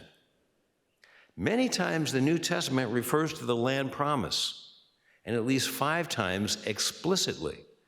The author of Hebrews says, God led Abraham to a place that he was to receive as an inheritance, chapter 11, and that by faith he went to live in the land of promise, also chapter 11, and that Isaac and Jacob were heirs with him of the same promise, chapter 11. Before his martyrdom, Deacon Stephen said God promised to give Abraham this land as a possession and to his offspring after him, Acts chapter 7. Paul, the Apostle Paul, told the synagogue at Antioch of Pisidia, now in Turkey, that the God of this people Israel chose our fathers, and after destroying 7 nations in the land of Canaan, no embarrassment there, by the way, he gave them their land as an inheritance. Acts 13. I remember the day I first saw that.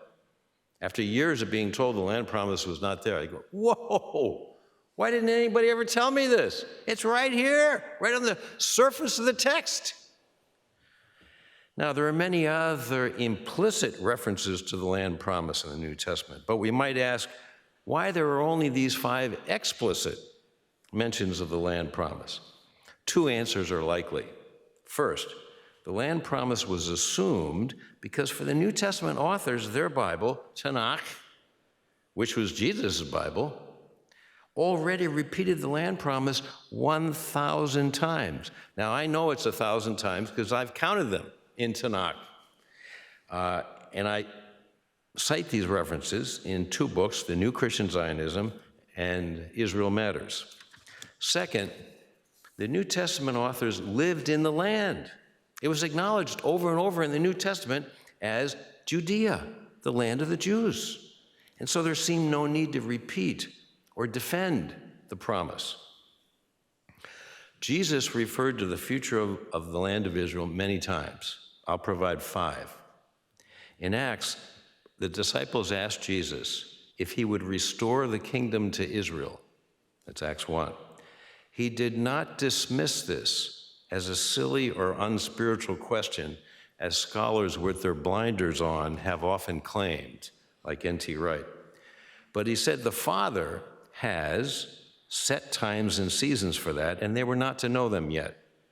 Now, Isaac Oliver, a Jewish New Testament scholar, he's not a Christian, argues in his, I think, landmark book titled Luke's Jewish Eschatology, published by Oxford University Press, that Jesus had an earthly, if eschatological, kingdom in mind.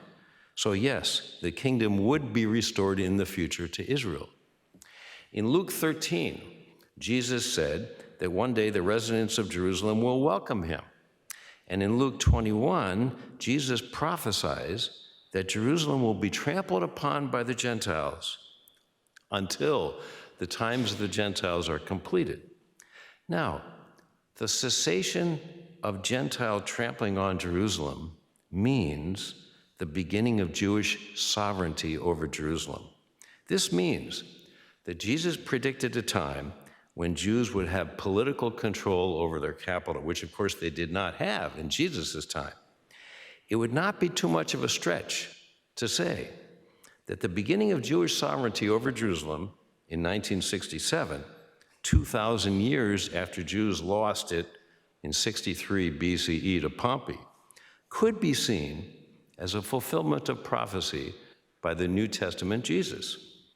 Now, this is not the same as saying that the Jewish state is a direct fulfillment of prophecy, but of course, the massive return of Jews from all over the world to the land since the 18th century is clearly a fulfillment of biblical prophecy. Now, it's also not the same as saying that the current Jewish state is beyond criticism, or that this is the last Jewish state before the eschaton. But it's not beyond imagining that on the basis of this remarkable prophecy by the New Testament Jesus, that we can say that the rise of Jewish sovereignty over its capital, which in the New Testament stands for all of Israel, Jerusalem means the land of the Jews, after 2 millennia could be a sign of the times the sort that Jesus rebuked some religious leaders for not recognizing. Matthew has Jesus saying that the palingenesia, or renewal of all things in Matthew 19, that in this palingenesia, that his apostles would rule over the 12 tribes of Israel, suggesting not only a distinct future for the land of Israel, but also the restoration of the 10 northern tribes. The Jesus of the New Testament also refers to the land in a verse that is almost universally mistranslated. Blessed are the meek, for they shall inherit the land, usually translated earth, following the universalist presupposition of supersessionists. That's Matthew 5:5. More and more scholars are recognizing that Jesus is quoting word for word Psalm 37:11. And as you Hebrew scholars know, 5 times Psalm 37 uses the phrase inherit the land, and each time the Hebrew word eretz refers unmistakably to the land of Israel, not the whole earth. Jesus might have been referring to Isaiah's prophecy that when the earth is renewed, all the Gentiles shall flow to the mountain of the house of the Lord that he might teach them his ways, Isaiah 2. Many supersessionists, many Christian supersessionists have objected. Well, wait a minute, John's gospel must overrule these expectations of a future for the land because John's Jesus says his body is the new temple. And true worship would no longer be restricted to Jerusalem, but would be wherever there's worship in spirit and in truth. The eminent New Testament scholar Richard Hayes does not think that John is supersessionist on the land promise, but that we should think of the Gospels as speaking on different levels, and Jesus speaking on different levels. For he points out, Mark's Jesus declares of the temple in Mark 11, my house shall be a house of prayer for all the nations, which affirms Isaiah's vision of an eschatologically restored Jerusalem and temple. In Matthew, Jesus surprises Christians. Most Christians have never seen this, never seen this in Matthew 23, where Jesus says that God still dwells in the second temple of his day. So the New Testament composite picture of Jesus on the temple is that it's both God's house and the symbol of Jesus' body as God's house. True worship for Jesus will be everywhere in spirit and in truth and centered in Jerusalem in the eschaton. If Jesus clearly referred to the future of the land of Israel, so did Peter. In his second speech in Jerusalem, delivered after Jesus' resurrection, Peter says there's still to come a future apokatastasis, using the Greek word in the Septuagint, for the return of Jews to the land from the 4 corners of the earth. That's Acts 3:21. So for Peter, the return from exile in Babylon did not fulfill the Tanakh's prophecies of return, nor did Jesus' resurrection. There was a future return to come. And we know this did not happen for another 1,800 years. Now, we've already seen from Acts that Paul made clear that he held to the land promise. In Romans, there's further evidence. Paul says, the gifts of God are irrevocable, Romans 11:29. There's little doubt that for Paul, the land was one of these gifts. For in the writings of prominent first century Jews, Philo, Josephus, and Ezekiel the tragedian, the land was God's number one gift to the Jewish people. The early church saw it this way. Robert Wilkin, in his book, The Land Called Holy, writes that early Christians interpreted the angel's promise to Mary that her baby would be given the throne of David and that he would reign over the house of Jacob forever as indications of the restoration and establishment of the kingdom in Jerusalem. The book of Revelation is replete with references to the future of the land of Israel. The 2 witnesses will be killed in Jerusalem, chapter 11. The Battle of Armageddon will take place in a valley in northern Israel, chapter 16. The gates of the New Jerusalem, which notably is not the new Rome or the new Constantinople, are inscribed with the names of the 12 tribes of the sons of Israel, chapter 21. The 144,000 with the names of the Lamb and the Father on their foreheads stand on Mount Zion in Jerusalem, chapter 14. Gog and Magog will march over the broad plain of the land of Israel and surround the saints in the beloved city. It's called the beloved city of Jerusalem before they're consumed by heavenly fire. The renewed earth will be centered in Jerusalem, chapter 11 and chapter 21. For the author of Revelation, then, the land of Israel is holy, not simply because the people of Israel and Jesus had lived there, but also because it would be the scene of crucial future events in the history of redemption, preterists notwithstanding.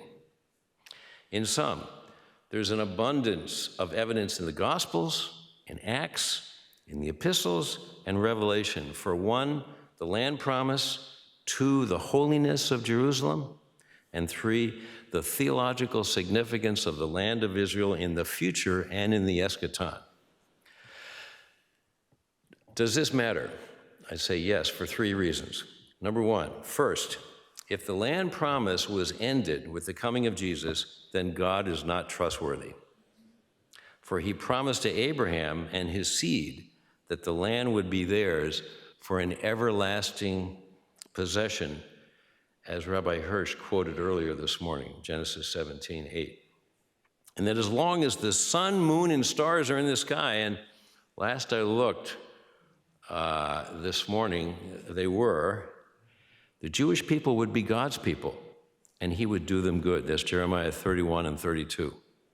Second, if the land promised to Israel is broken, then so might be God's promise to renew and restore the heavens and the earth. The land promises partial fulfillment by bringing Jews from the four corners of the earth back to the land starting in the 18th century, is down payment on the promise of a new heaven and a new earth. Third, it is a deep theological reason why we should support Israel in this war against the new Nazism. Jews have more title to the land than any other people. God called them to share the land in justice, and they have shown time and again they're willing. Today, 2 million Arabs are full citizens in Israel, and they enjoy political and religious freedoms and world-class education and health care, far more than Arabs enjoy anywhere else in the Arab world. Like Hitler's Nazis, Iran and its proxies are conducting genocide, the attempted elimination of a whole people, the Jewish people.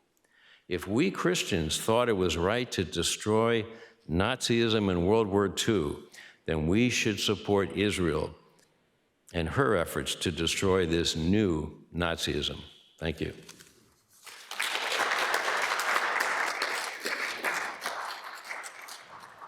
Maybe if you can, invite our speakers to come back up, and while they're coming, I'll say that when I was in rabbinical school, I remember that Rabbi Professor Shai Cohn assigned us to read much of the New Testament, and there was some grumbling and resistance from the students, and he said, "Gentlemen," because we were all gentlemen in those days, he said, "never forget the New Testament is a collection of books written by Jews for Jews," right?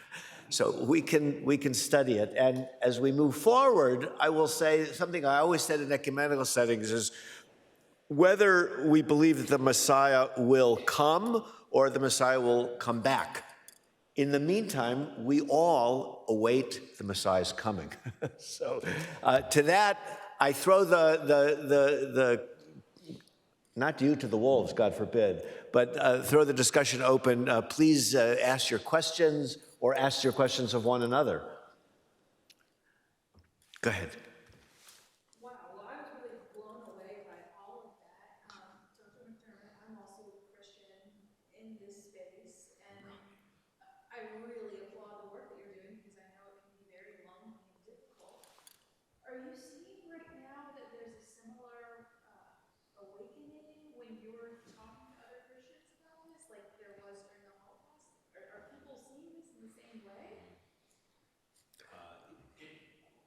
seeing among Christians. Can you repeat the question? Yes, I was just about to. And make sure the microphones are actually working. The question was, is Dr. McDermott seeing among the Christians with whom he is in dialogue the kinds of recognition that you were pointing to here in this remarkable series of texts? Yes and no. There is lots of supersessionism in the Christian world, and there's lots of what we would call Christian Zionism. They might not call it that, but that's what it is, particularly in the global south. Now, I've taught in Nigeria and worked in Mozambique, and Christians in the global south love the New Testament, or love Tanakh. In some ways more than the New Testament. And their favorite book for many of the Nigerian Christians and the other global south Christians is Leviticus. Leviticus. They love Leviticus. And because they read a whole lot more, they hear sermons a whole lot more on the Hebrew Bible than Christians in the global north do. You can't read the Hebrew Bible and hear sermons regularly in the Hebrew Bible, particularly Leviticus, and not come to the conclusion that the Jewish people are still today the chosen people. Now, in the global north, it's a struggle. But I will say that the Society for Post-Supersessionist Theology, which I helped start at the AAR, the American Academy of Religion, and SBL, Society of Biblical Literature, we started it about 6 years ago, and it's both Jewish and Christian scholars. They're all post-supersessionists, and they're in Bible, they're in church history, they're in history of religions. They're in Islamic studies, they're in ethics, all different fields that are represented in SBL and AAR, and it's growing every year. Well, so at the scholarly level, good things are happening, and in the churches, our books teaching this are selling more and more, and we're getting invited to speak. But there's also still a lot of supersessionism, so it's an ongoing battle. thank you. Does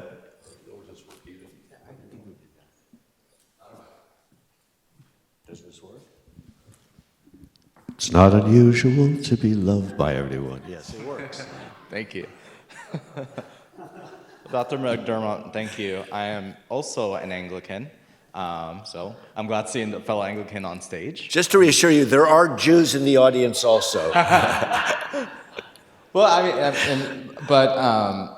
relating to your lecture, what do you consider the future of Anglican-Jewish relations?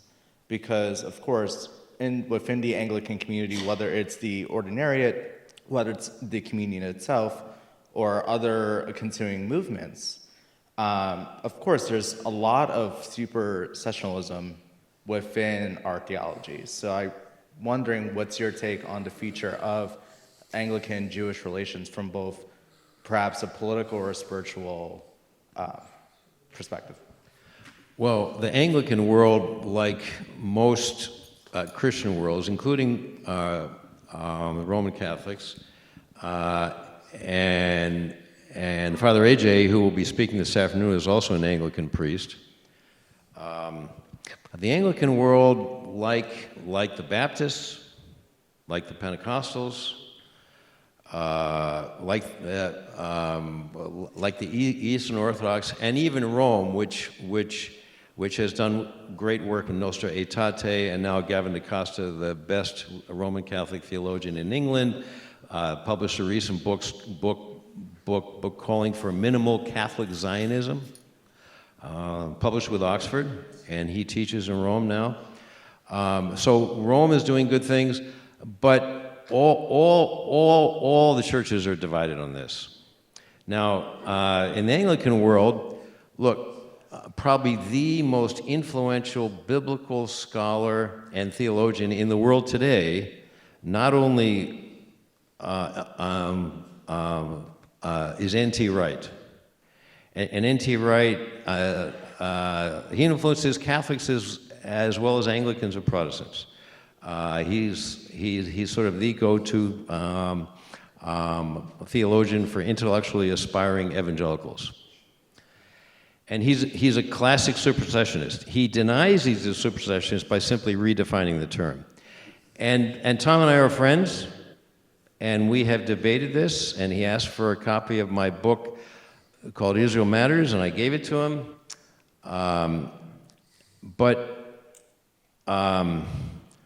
So Tom's influence on this question is not good.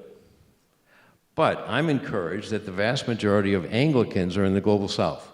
The biggest Anglican country in the world is Nigeria. And I've taught there, and I see wonderful things going on in Nigeria. And like I said, and the Anglicans in the Global South are generally Zionist. And you know, those of you who live in Israel or go to Israel a lot, you see these giant buses going through Israel and Jerusalem, right? Full of Nigerians, paid for by their government, by the Muslim government, by the way.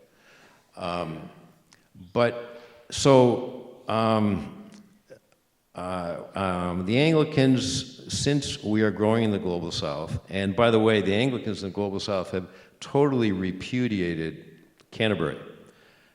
And Canterbury, the Archbishop of Canterbury, have been horrible on this, absolutely horrible, as most of you know. But thankfully, the Anglicans of Global South have walked away from Canterbury, and they're resetting the Anglican Communion centered in North Africa now. So that's hope for the future for the Anglican world, despite the influence of Tom Wright. I want to break in because there's something in the room that I feel that we need to address, which is sort of between the two rabbinic statements that we heard.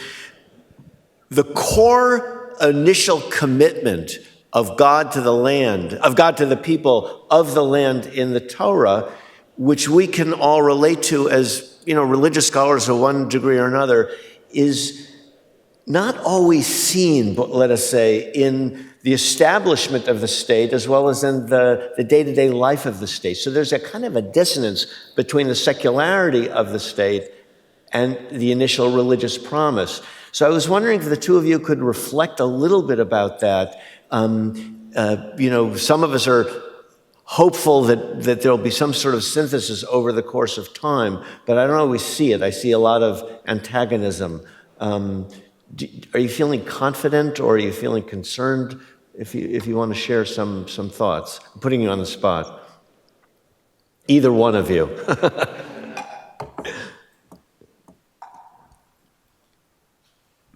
No, I'm deeply concerned. I'm deeply concerned for the short, medium, and long-term health of the project of a contemporary sovereign state of Israel. And I think that the culture comp that we're seeing and Israel's ability to negotiate being a sovereign political state, which, like any political state, is deeply imperfect, with who's in control of writing the narrative of its future right now. And I think because there's this blurred and toxic line between religious nationalism and the instruments of the state, so attracted as we might be to Rav Kook's notion of religious Zionism, any position taken to its extreme has dire consequences. And so whether or not those in the halls of power are also making room for Achad Ha'am's ethical Zionism, that's a very real question being played out in Israel right now. I mean, just to spicing up the discussion, right? The incredible archaeological digs which attest to the presence of the mikveh and otherwise, Professor, that you spoke of, are happening by way of the displacement of Palestinian neighborhoods exactly there.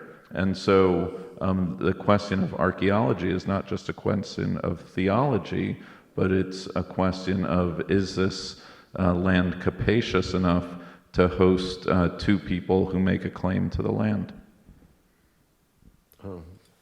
Rabbi Ami, if you want to continue the conversation there, it's up. I can just say, first of all, as Rabbi Cosgrove mentioned in his presentation, the Zionist movement was universally criticized and essentially not accepted in its initial years. And the Orthodox rejected it for the reasons that Rabbi Cosgrove mentioned. But the movement itself was so powerful. The ideas were so central to Judaism. And even the debate on where Herzl, I referred to this, Herzl, there was some debate at one of the early World Zionist Congresses where to place this state, and there were various opinions where it should be, and Herzl seemed to suggest he didn't really care, as evidence of his kind of distance from Jewish tradition. But very, very quickly, in historical terms, within a blink of an eye, there was a unity in the Jewish world around these central ideas, and very quickly, in historical terms, the religious community, the Orthodox community, became, with some exceptions, Zionist as well. Now, I would say in terms of living out the values, self-determination is hard.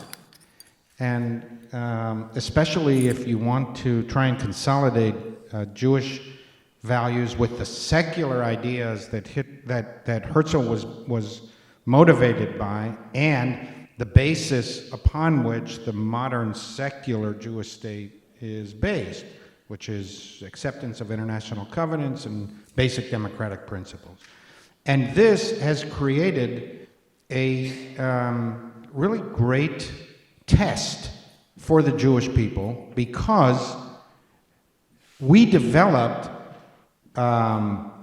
standards and values and teachings on, for example, the use of force, largely in the diaspora. They're largely rabbinic values that might anticipate sovereignty, but they were developed in times when Jews were powerless, fundamentally powerless. So to be able to take this 2,000 years of Jewish tradition and to apply it to daily decisions, exercising power, something that the Jewish people hadn't had for 2,000 years, is hard. It's hard for any civilization. I would say I concur that the risks and the threats that Rabbi Cosgrove pointed out are real. I'd also, looking globally at the accomplishments of the Zionist movement in the State of Israel, there's been nothing like it. It's arguably the most successful political movement of the 20th century.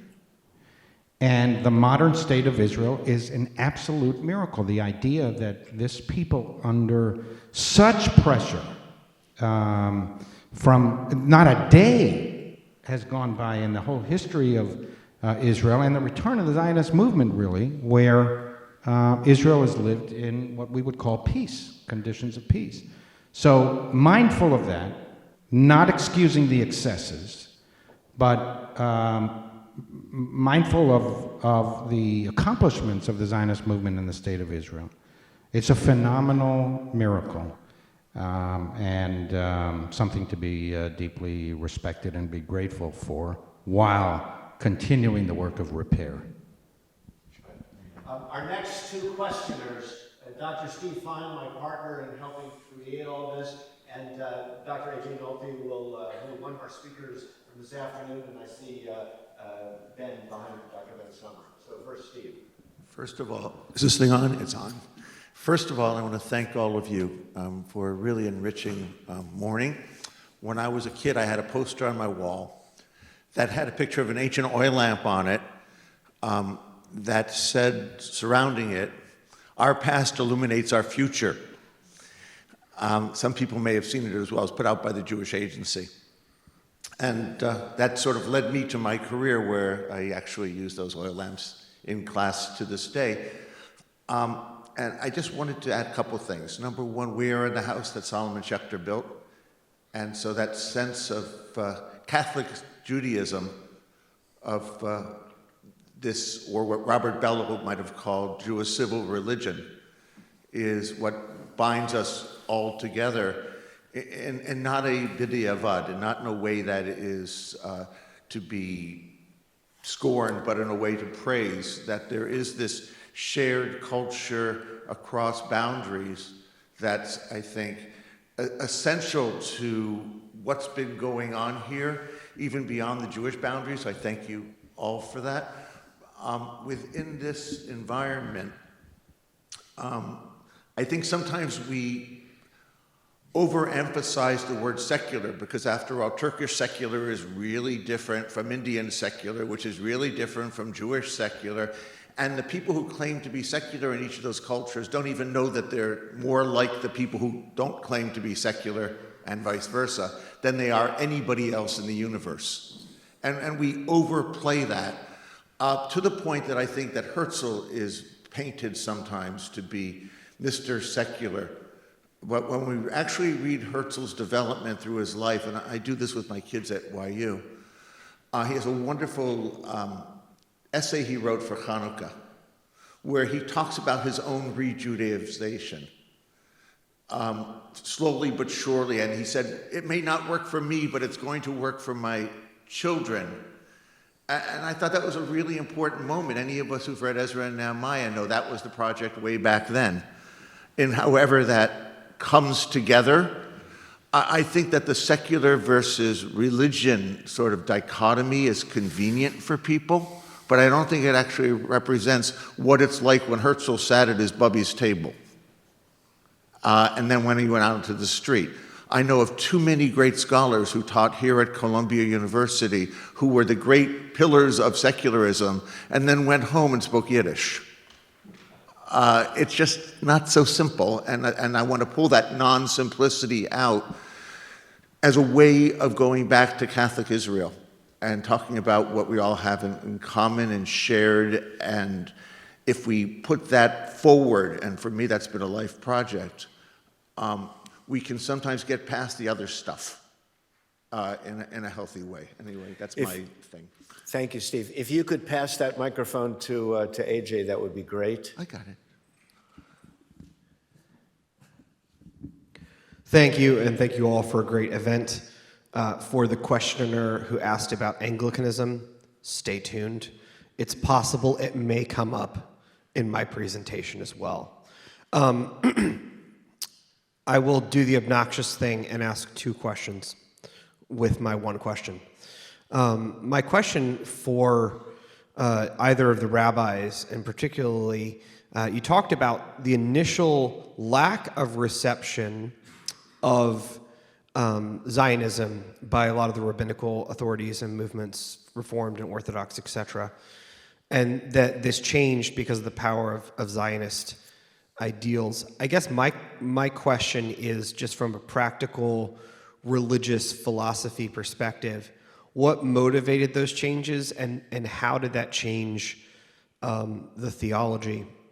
My question to Jerry is, many supersessionists will argue that, well, they're just following the traditions of the church fathers, who are, they would say, uniformly and universally supersessionist. And I wanted to give you a chance to respond to that softball question so I don't have to address it in my presentation.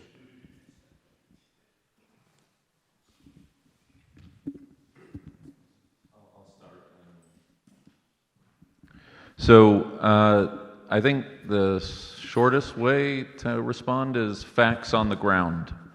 I think that the initial impulse of the reform movement was not to define Judaism as a national identity, and so it bristled against the early Zionists. Rabbi Hirsch can speak to when the pivot might have been more formally. Orthodoxy, so too bristled, given the belief that it wasn't until the Messiah comes that a sovereign Jewish nation could be established.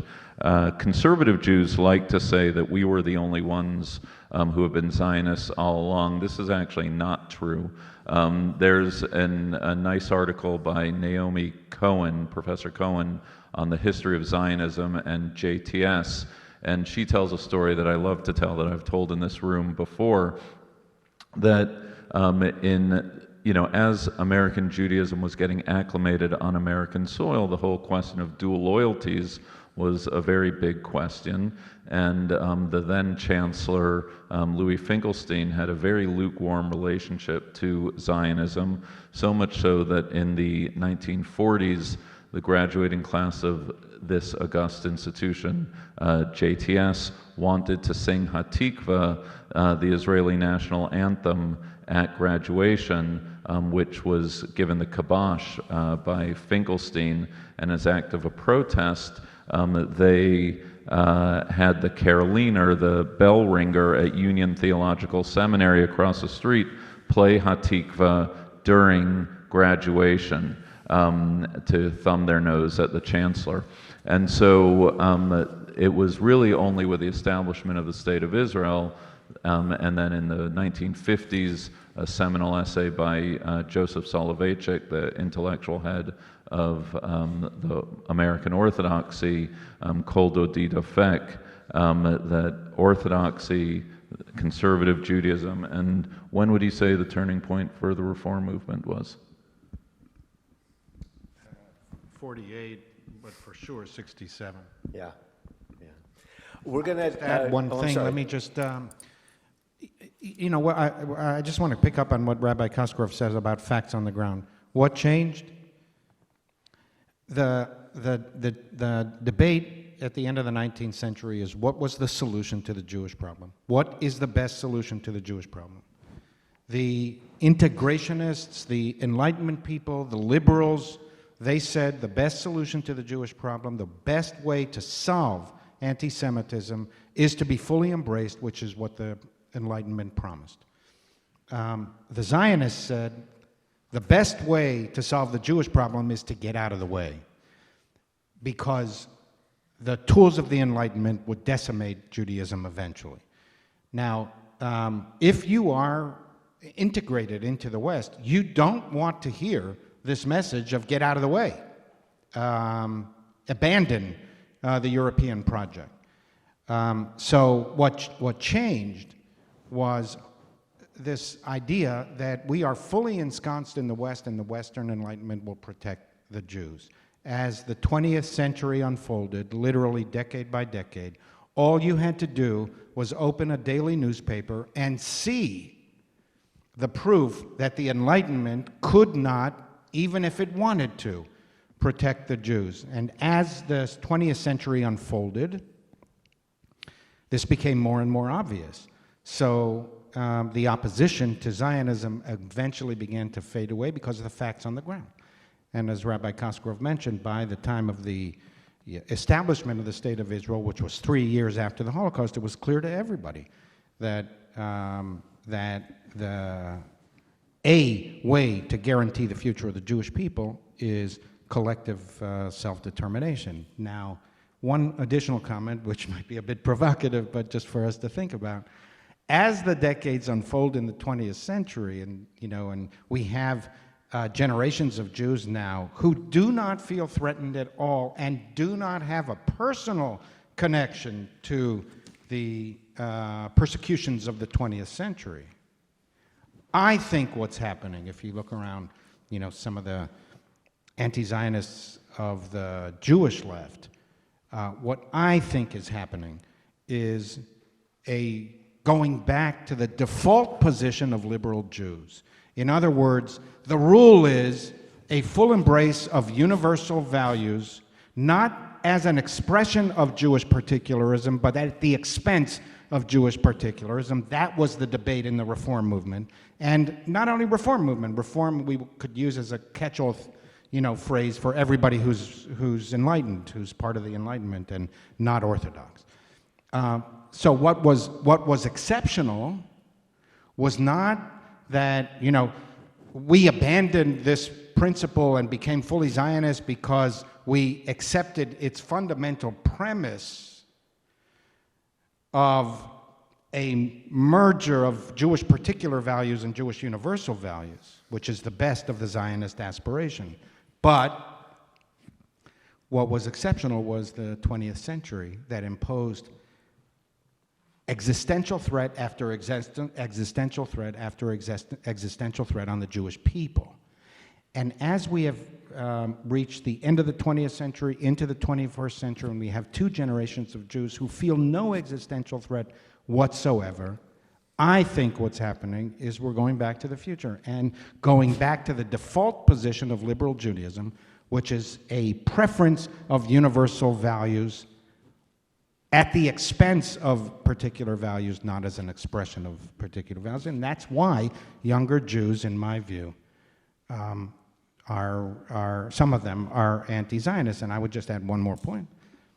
I think it's not that I denigrate the critique of Israel. I embrace criticism when criticism is in its place, is legitimate, and even unfair criticism is legitimate criticism in a sense, even if you disagree with it, and even if you think it's coming from a bad place.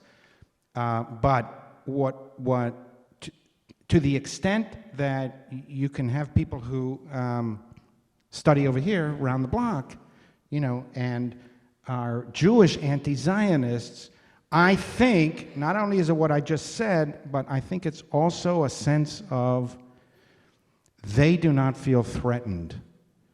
The Jews who ended up in Israel were the persecuted Jews. By and large, the Jews who were comfortable didn't end up in Israel, and they still didn't end up in Israel.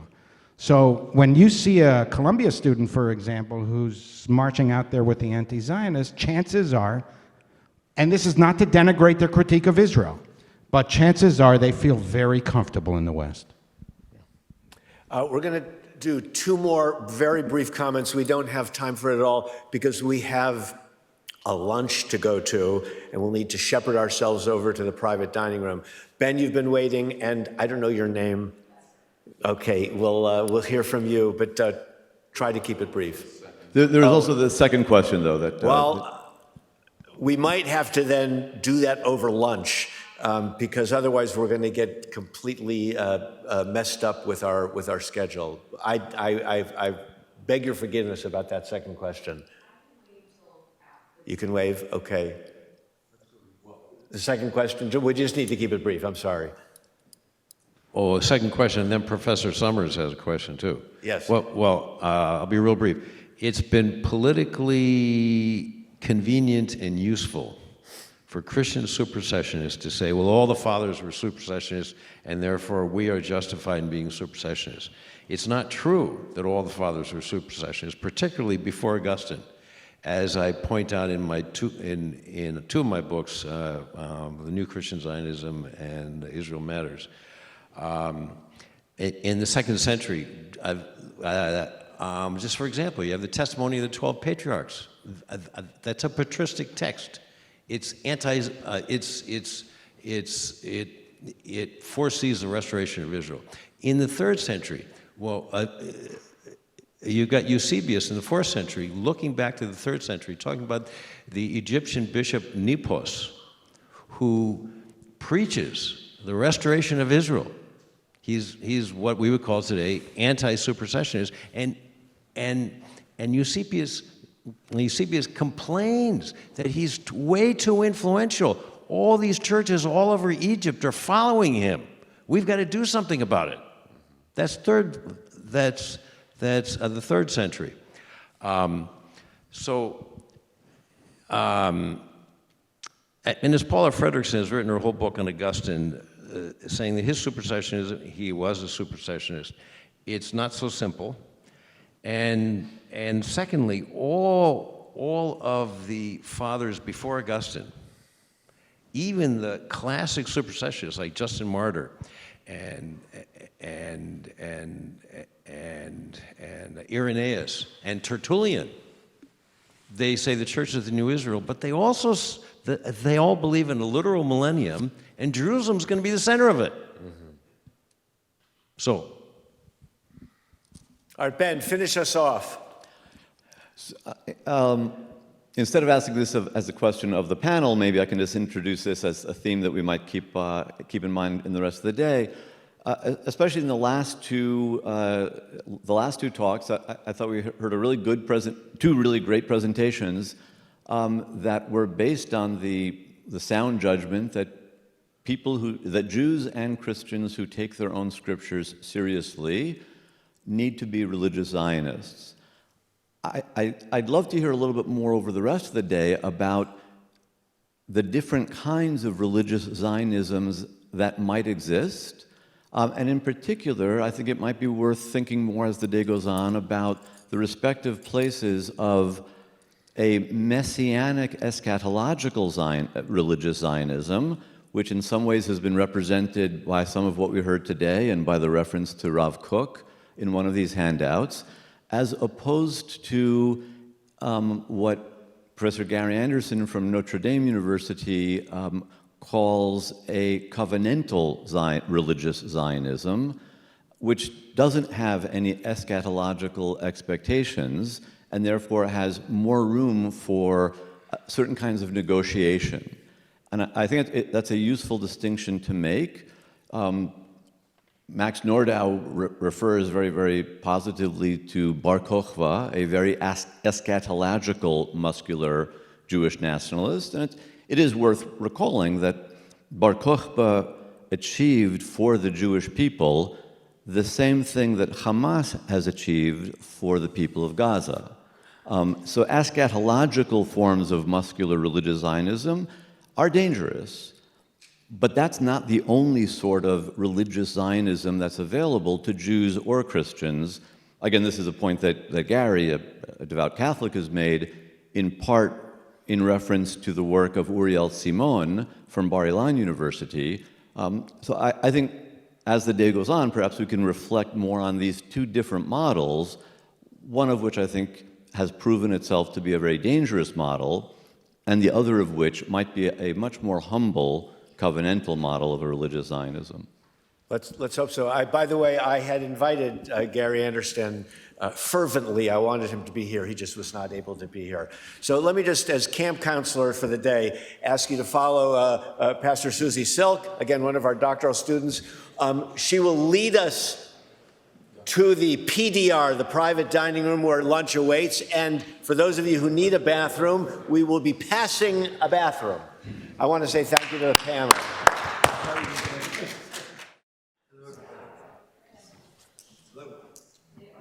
Hello, everybody.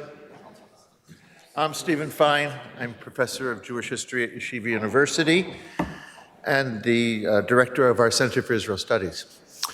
So the day after the crisis, one of my students just came into my class and said, "We're doing a mission to Israel." And I, being a good academic, looked at him and said, "What's a mission?" Right? All that Federation talk. He said, "We're going to pick fruit and stuff." I said, "Oh." So I called up my colleagues, Josh Carlip and Ronnie Perellis, and I said, "That's what we're going to do. We're going to go and visit academic institutions." Then, within minutes, I called up my friend Robbie Harris and said, "What do you think about doing this with us?" Then we called Jason Kallman at Hebrew Union College, and he said, "I'm in." Then we had to figure out two things. How to do it together, because the Jewish world is complex, so we did it with the Jewish Community Relations Council. And number two, how to pay for it. Now, the amazing thing is that I walked into our local synagogue the next day, because this was Thursday, it was then Shabbat, And I mentioned to our local rabbi, David Zirkin, that we were doing this. And he said, oh, how much does it cost to bring somebody? And I had no idea because we just decided to do it. So I said, oh, $3,500. I figured that would cover it. And he said, oh, I'll pay for it, but I want you to please bring somebody who wouldn't naturally come with our money, somebody who isn't Orthodox, who might not come, somebody who's not right into this mindset of constantly going to Israel. Then Elliot Cosgrove got into the act, and a whole lot of other institutions across the country got into the act to create the Jewish Studies Scholars Israel Forum that is now about to have its second reunion because it's in fact a place to heal together. I'm happy to say that Malka Simkovitz, who was just here out of that event, she's teaching my YU kids upstairs somewhere here by Zoom, moved to the Jewish Publication Society, and that Rebecca Sipis came from Rutgers to YU, and that all of us are going to Cincinnati, Miriam. All of us are going to Cincinnati really soon. And I've got to say that the AEN is helpful to us in a real way, because, you know, every piece of money is important, but every bit of support is more important.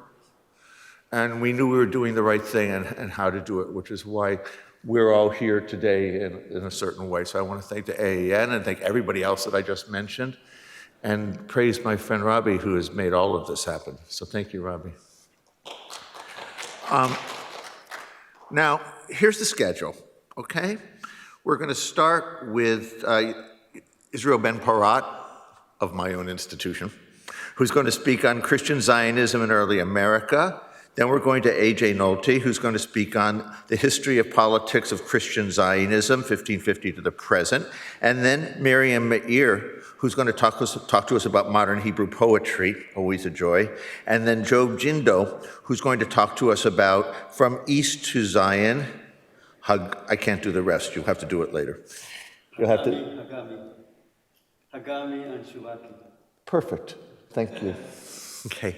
Now, I have to apologize in advance because I will have 30 Yeshiva College students learning about the Romanization of late antique Palestine at 3 o'clock sharp.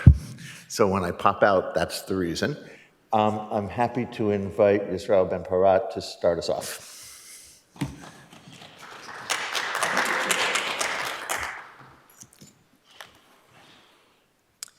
How do I get the display on a laptop to display?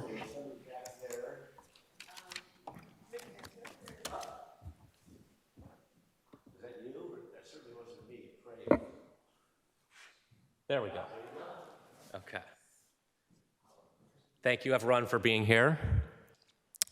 It's truly amazing to see Jews and Christians coming together to discuss Zionism and the land of Israel in an ecumenical framework. I'd like to thank the conference organizers, the co-hosts, my dear friend and colleague, Dr. Stephen Fine, Dr. Robbie, and AEN for their support, and hopefully all the new friends that I've made or will be making today. I would like to begin with a shocking statistic, or at least it was shocking to me. Take a look at this. This is in the year 2013. The Pew Research Center puts out a survey asking people the question, was Israel given to the Jewish people by God? The results are astounding. 82% of white evangelical Protestants say yes. Jews, averaging across all denominations, 40.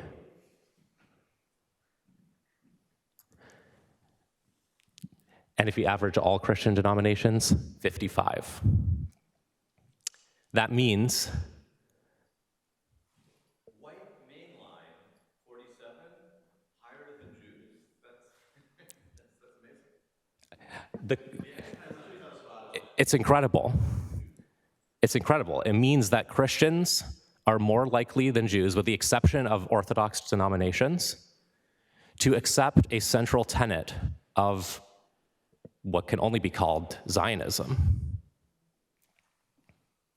The question, was Israel given to the Jewish people by God, might as well have been phrased, do you believe in the Bible, after hearing all the eloquent presentations this morning. So the story of why the numbers are so low for American Jews is not what I'm trying to explain today. It's certainly worthy of study. What I'd like to focus on today is the Christian phenomenon, the phenomenon of Christian Zionism. Where did this come from? When did it begin? How did it emerge and evolve, specifically in its American form? Now, I'm not the first scholar to grapple with this question, and I'd like to bring your attention to 3 works that have made claims about this that I want to complicate. The first is a 1977 dissertation by someone named Carl Eel. And the title says all: Prolegomena to Christian Zionism in America, the views of Increase Mather and William E. Blackstone concerning the doctrines of the restoration of Israel. That means that according to Eel, Increase Mather, one of the foremost Puritan ministers in early New England, can be seen as the first Christian Zionist in America. In other words, the Puritans is where our story begins. David Brogg, in his book Standing with Israel, makes a similar claim in passing. And more recently, Samuel Goldman, who is a political scientist at George Washington University, in his History of Christian Zionism in America, begins his opening chapter with the Puritans as well. Not coincidentally, Eel had also a year earlier, in 1976, which is the bicentennial of the United States, and that's relevant, as you'll see, published a piece of his dissertation, which he called Increase Mather's Puritan Hope, and it's in the journal Hebrew Studies. And as you can see from the table of contents, this is a special bicentennial issue that is emphasizing all the Hebraic aspects of America.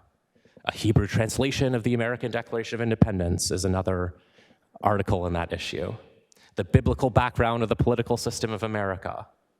The Book of Esther, an American Midrash. This is the who's who of all the people who have worked on emphasizing American, early American, and American Hebraism.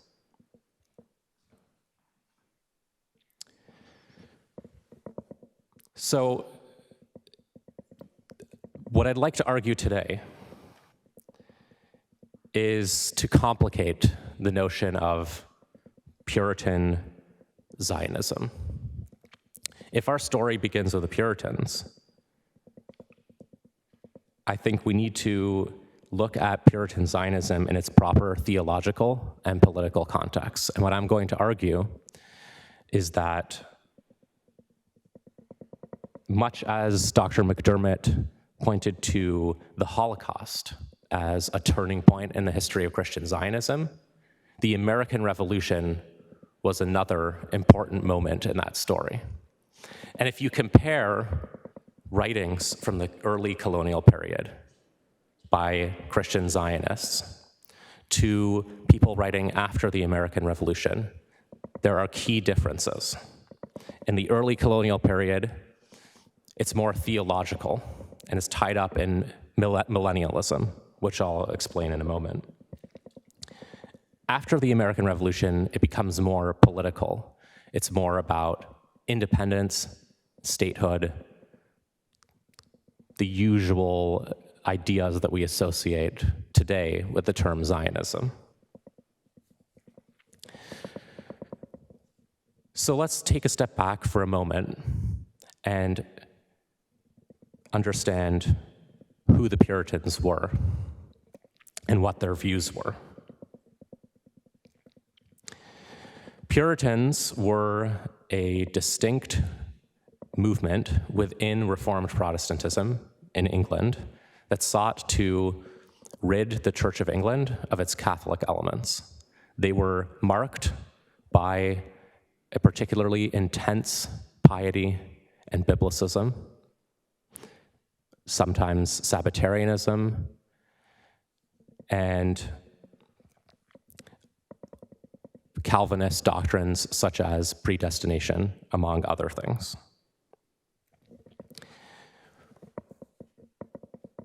One doctrine that was not uniquely Puritan, but was emphasized a lot by Puritans, was millennialism. Millennialism is a combination of two key New Testament passages, Romans 11 and Revelation 20. When you put them together, you get something like the following: that there will be a rule of the saints for 1,000 years when Satan is locked up, and then after the 1,000 years, the millennium, Satan will be let loose for a little bit. There will be some sort of great war of Gog and Magog. And that's the Revelations 20 part. And the Romans 11 part is all the nations of the world will come to Israel, and all of Israel shall be saved. So when you put that together, you have a return to Zion tied to the prophesied future of the end of times. And it's tied up with these eschatological visions in the book of Revelation. In the early church, and Dr. McDermott somewhat complicated it this morning, in the early church, the predominant view was Augustine's position that the millennium was not literal. The millennium simply refers to the time in history between Christ's first coming and his second coming, as opposed to a literal 1,000 years. And that was the predominant view up until the Protestant Reformation. After the Protestant Reformation began, more people tended to view the millennium as literal. Then they ran into certain problems. If you're a Protestant and you believe that there is a literal millennium of 1,000 years where the saints are ruling, when did those 1,000 years take place? Most people assumed, or would have assumed, that it's either 1,000 years after Jesus' death, or maybe 1,000 years after Constantine. The problem is that whether you go from 300 to 1,300 or 1 to 1,000, those are the years, according to Protestants, when the world was full of darkness.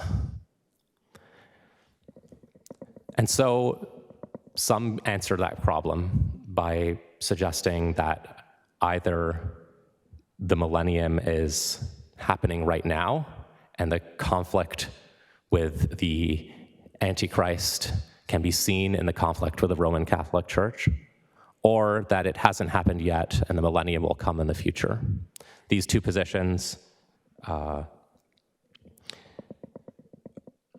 correlate to what's called the premillennial and postmillennial positions. Augustine's would be the amillennial position. So amillennial is that there is no literal millennium.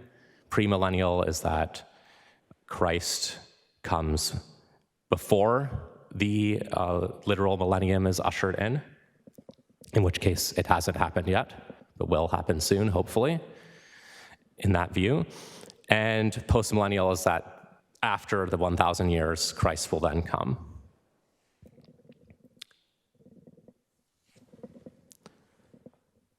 So to return to the Puritans, who are artfully depicted in this painting from 1620.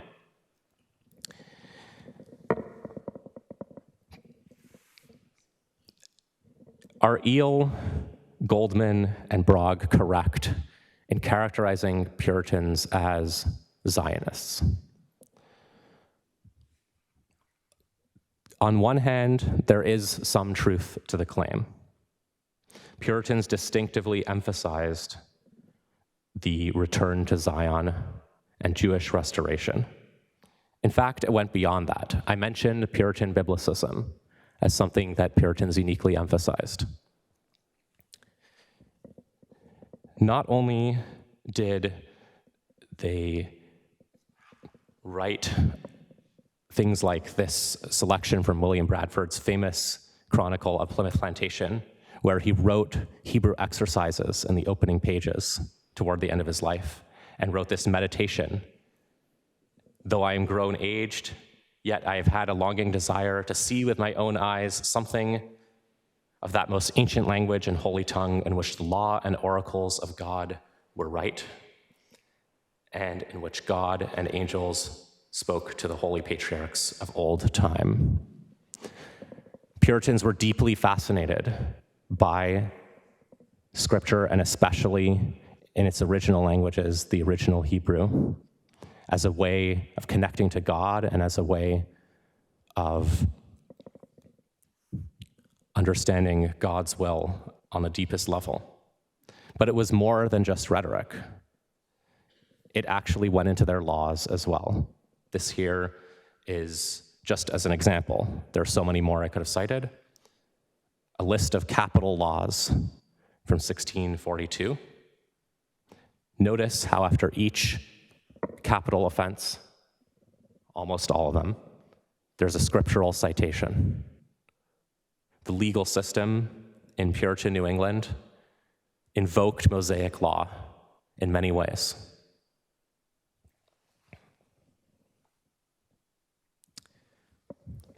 But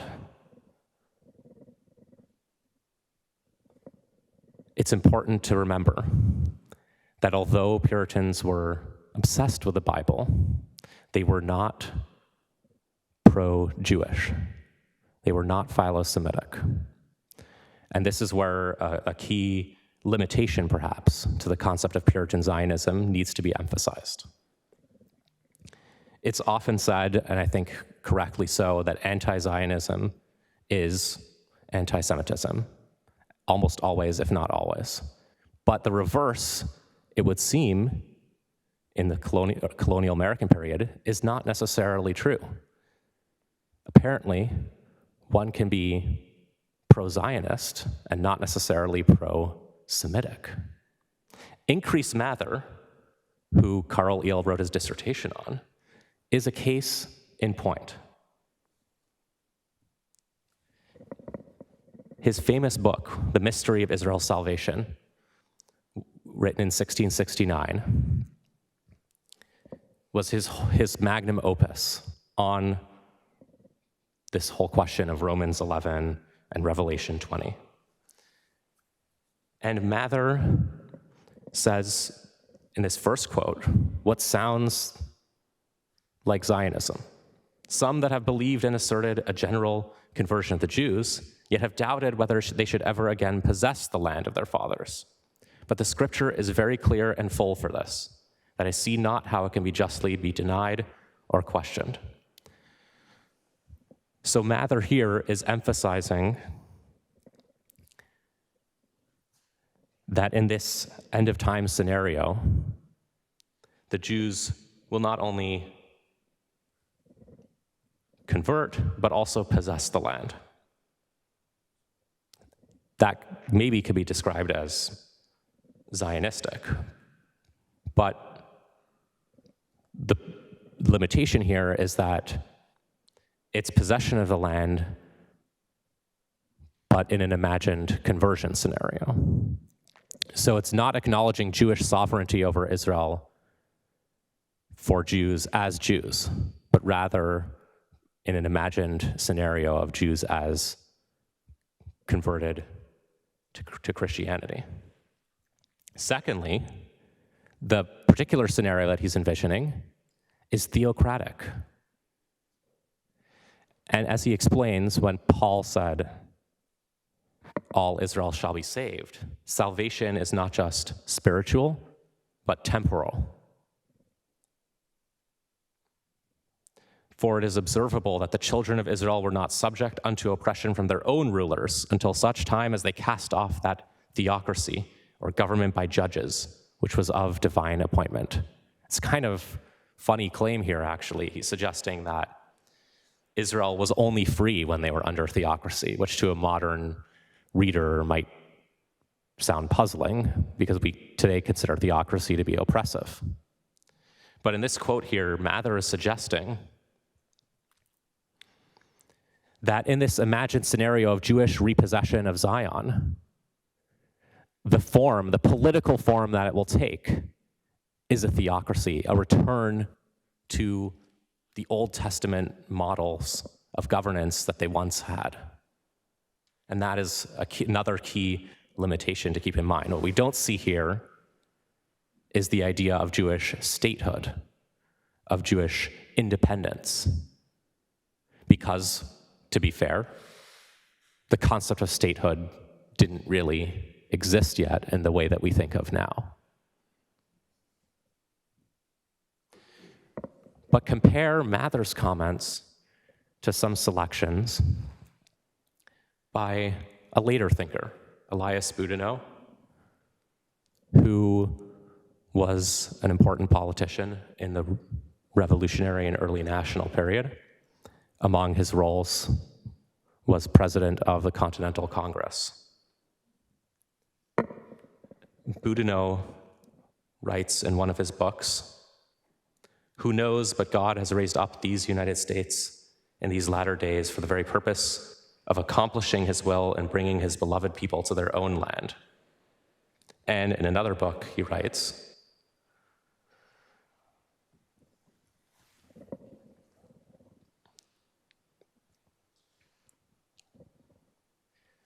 "By this glorious and important revolution, an asylum for all the oppressed of the earth," he's referring to the American Revolution here, "of every nation and every party, was not only secured in this free and fertile region, but the principles of rational liberty were established and made known to the world, and the inestimable fact of a people governing themselves, strictly speaking, verified by actual experiment."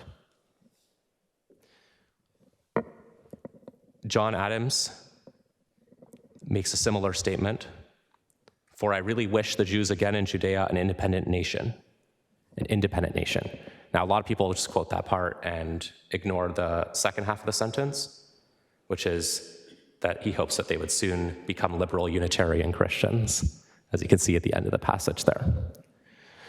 So yes, both of these excerpts are still tied up in conversion scenarios. But the key difference here is the term independent. And what we see here, and this can only be attributed to the American Revolution, is the idea of Jewish statehood, Jewish sovereignty over the land in a way that's similar to the American version. And so what I would like to suggest is that perhaps the American Revolution can be seen as giving birth to or making possible the very idea of Christian Zionism in its more political form. And to me, it's no coincidence that John Adams wrote that statement to Mordecai Noah, who is considered by some to be a proto-Zionist, one of the first American Jews, long before Herzl, and long before some of the other early Zionist thinkers that we've learned about today, who expressed ideas that very much sound Zionistic. Thank you for your time. I'm going to resume my duties as chair to welcome AJ to the podium. AJ, you're going to get some help in just a minute. And again, I look forward to the continued conversation afterwards. Thank you so much. Okay, perfect. Thank you. Thank you all. Thanks to Robbie for hosting, AEN for sponsoring. Thanks to both Jerry McDermott and Israel Ben-Parat for presenting elements of this that I no longer have to. And I just want to thank Dr. Carrie Wood, who, although she says that she is not an archaeologist, I believe that secretly she is Indiana Jones, and you will not convince me otherwise. Carrie's a colleague and a dear friend also from Regent University. Not long before his death, Theodor Herzl had a visitor. This visitor was not a great luminary of the Zionist movement. It was not a member of his family, but he was actually a very curious character named William or Wilhelm Heckler. Wilhelm Heckler is in many ways an embodiment of late 19th century Christian Zionism.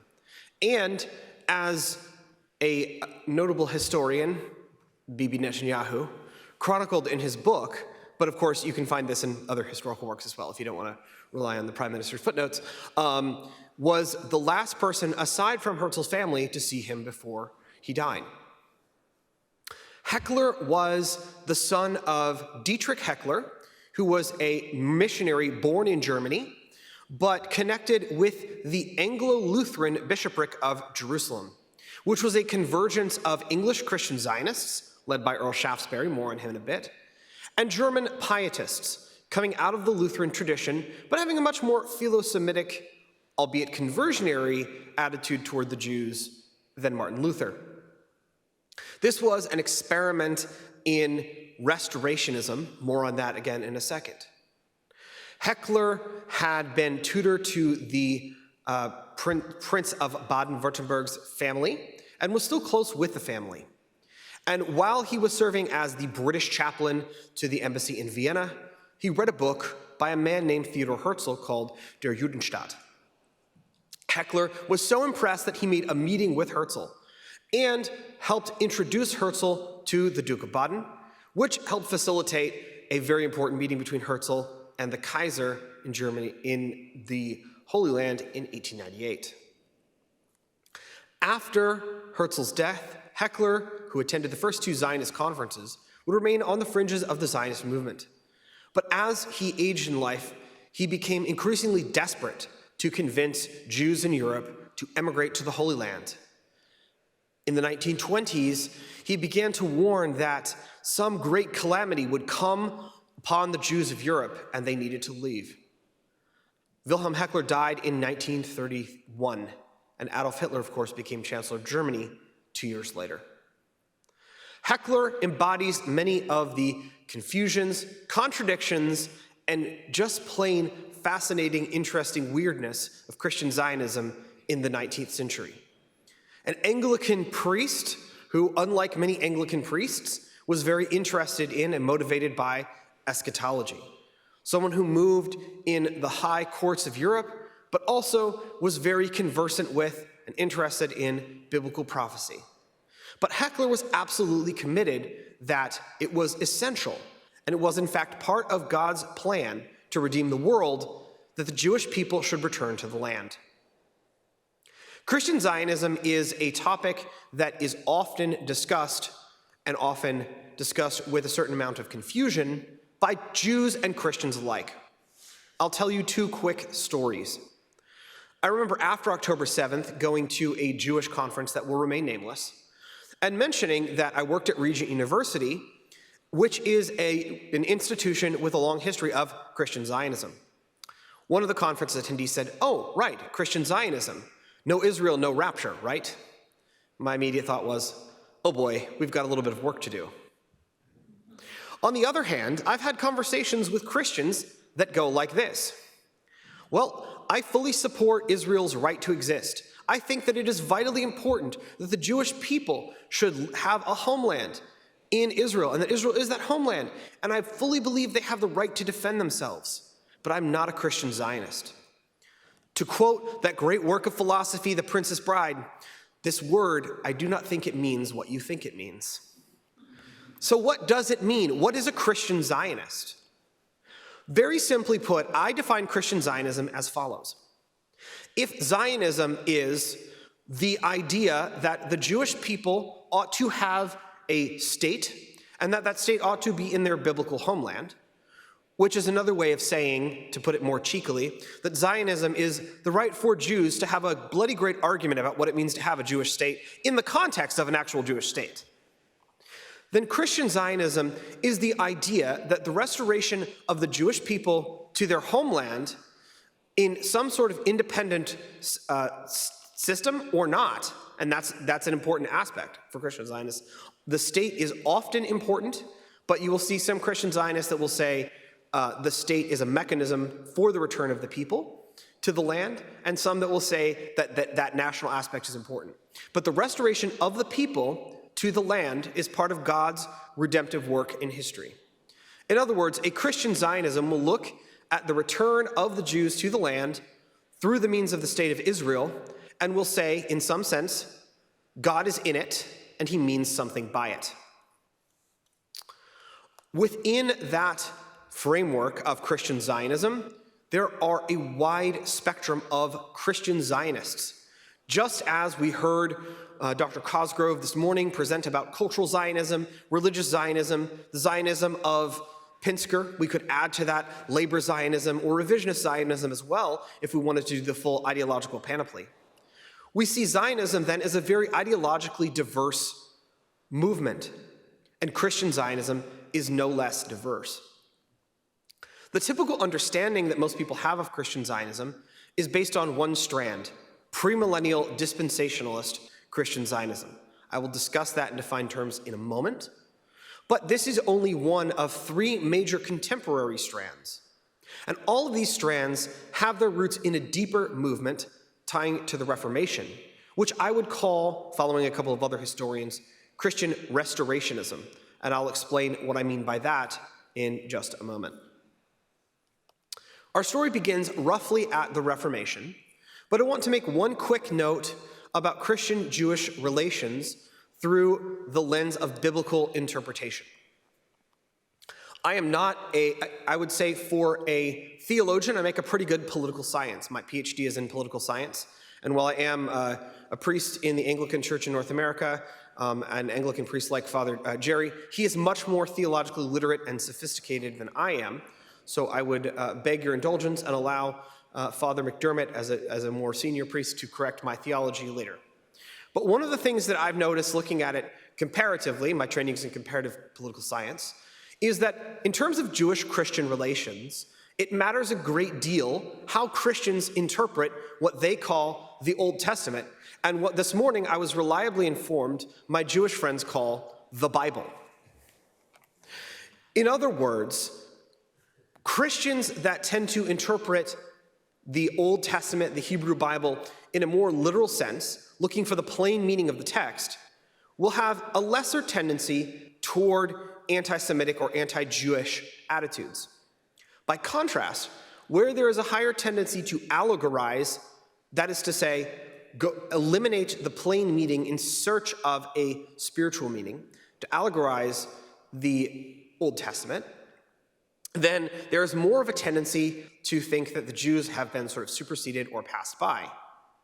Most Christians will, and of course a Jewish audience would vehemently disagree with this, but most Christians will look at the Old Testament and see Christological interpretations and implications throughout.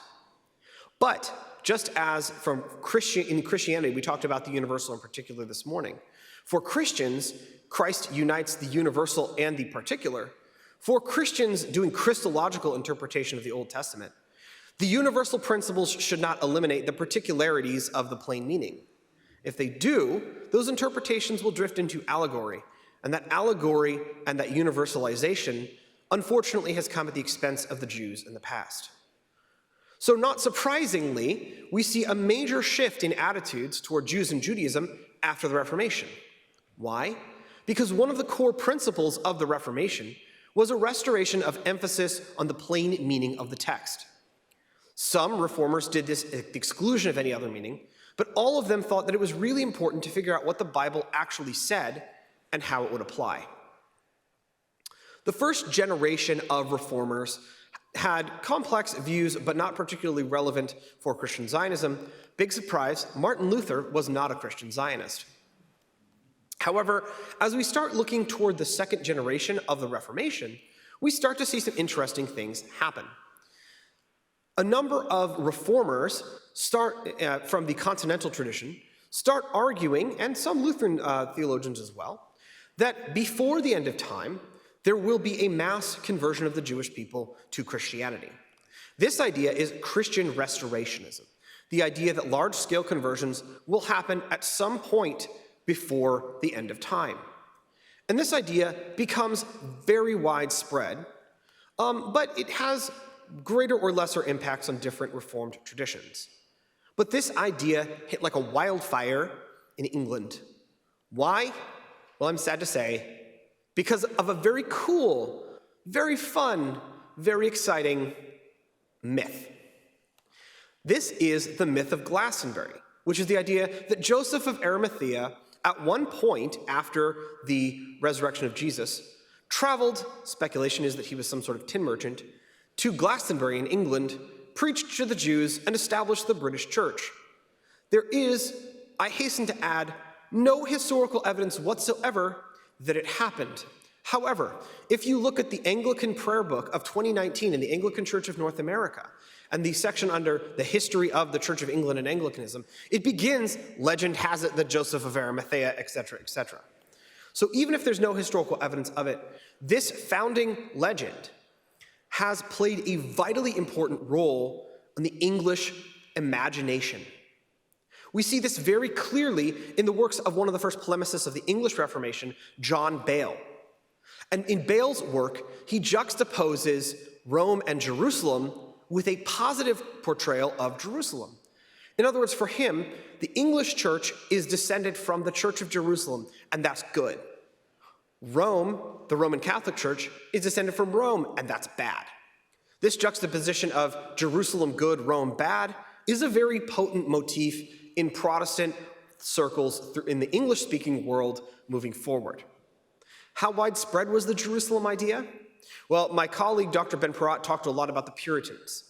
The farthest you could get away from the Puritans in Anglicanism, at least until the 19th century, was a group called the non-jurors. These are people who want to put as much of the Catholic back in Anglicanism as they possibly can.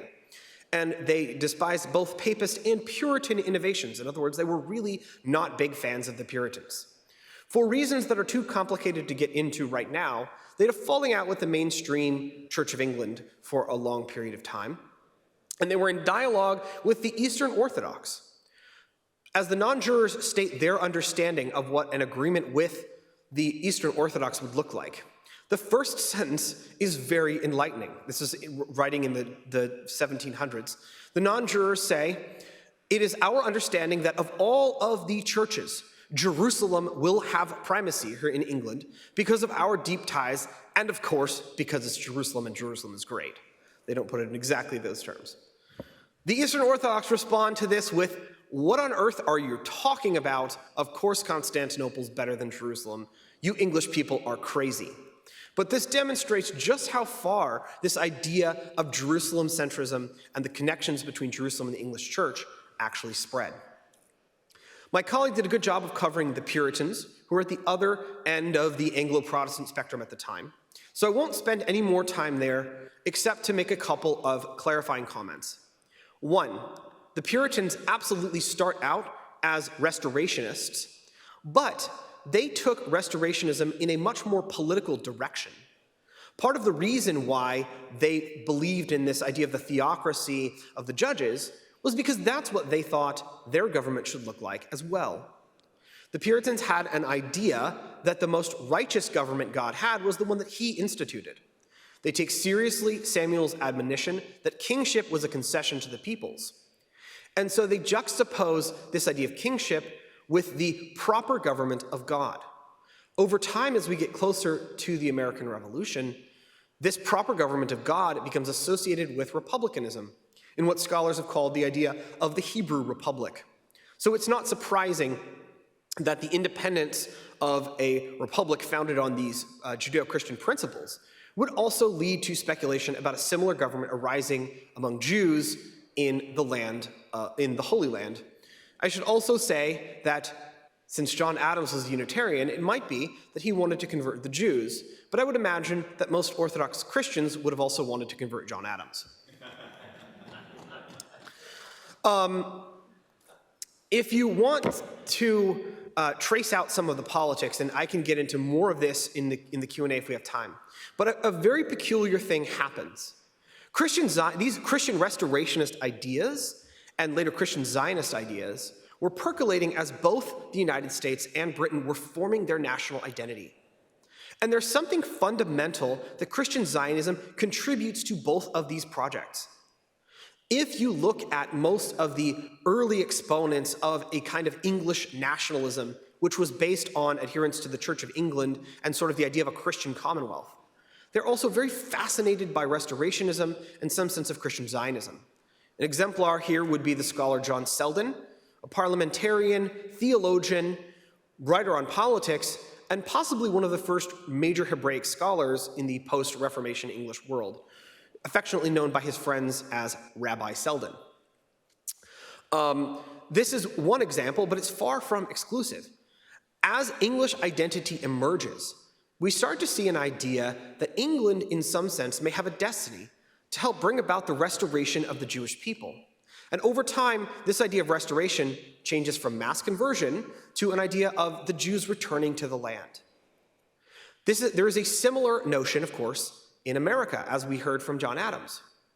If you think about this in terms of nationalism, what this does is that it creates an exalted, even religiously baptized or sacralized idea of nationalism, but an idea of nationalism that doesn't say that you are, in some sense, superior.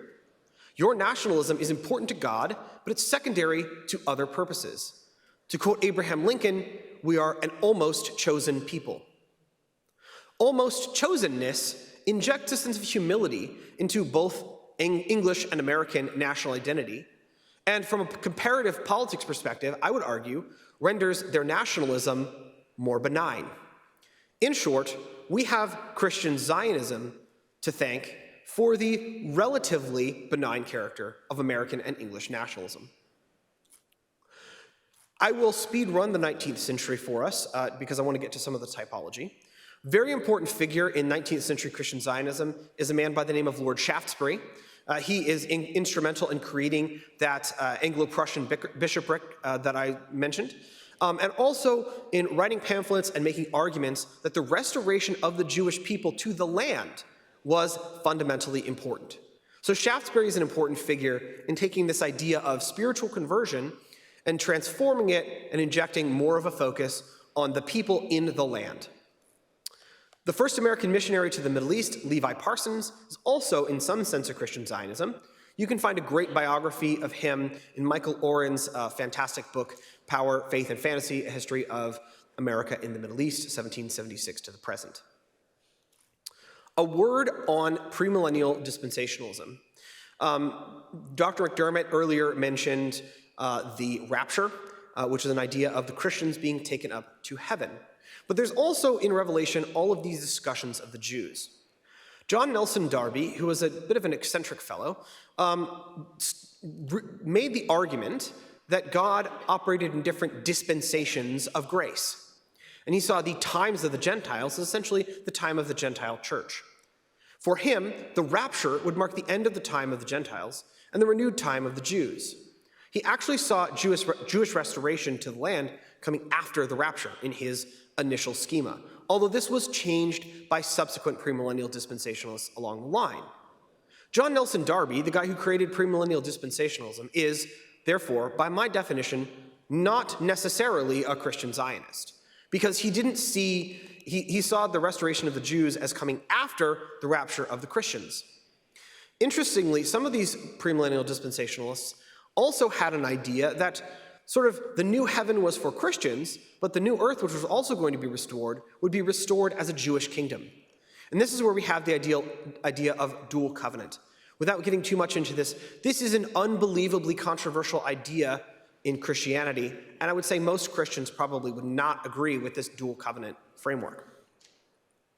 One of the most prominent American premillennial dispensationalists, and the guy who really did a lot to inject this into American politics, was a man by the name of William Blackstone.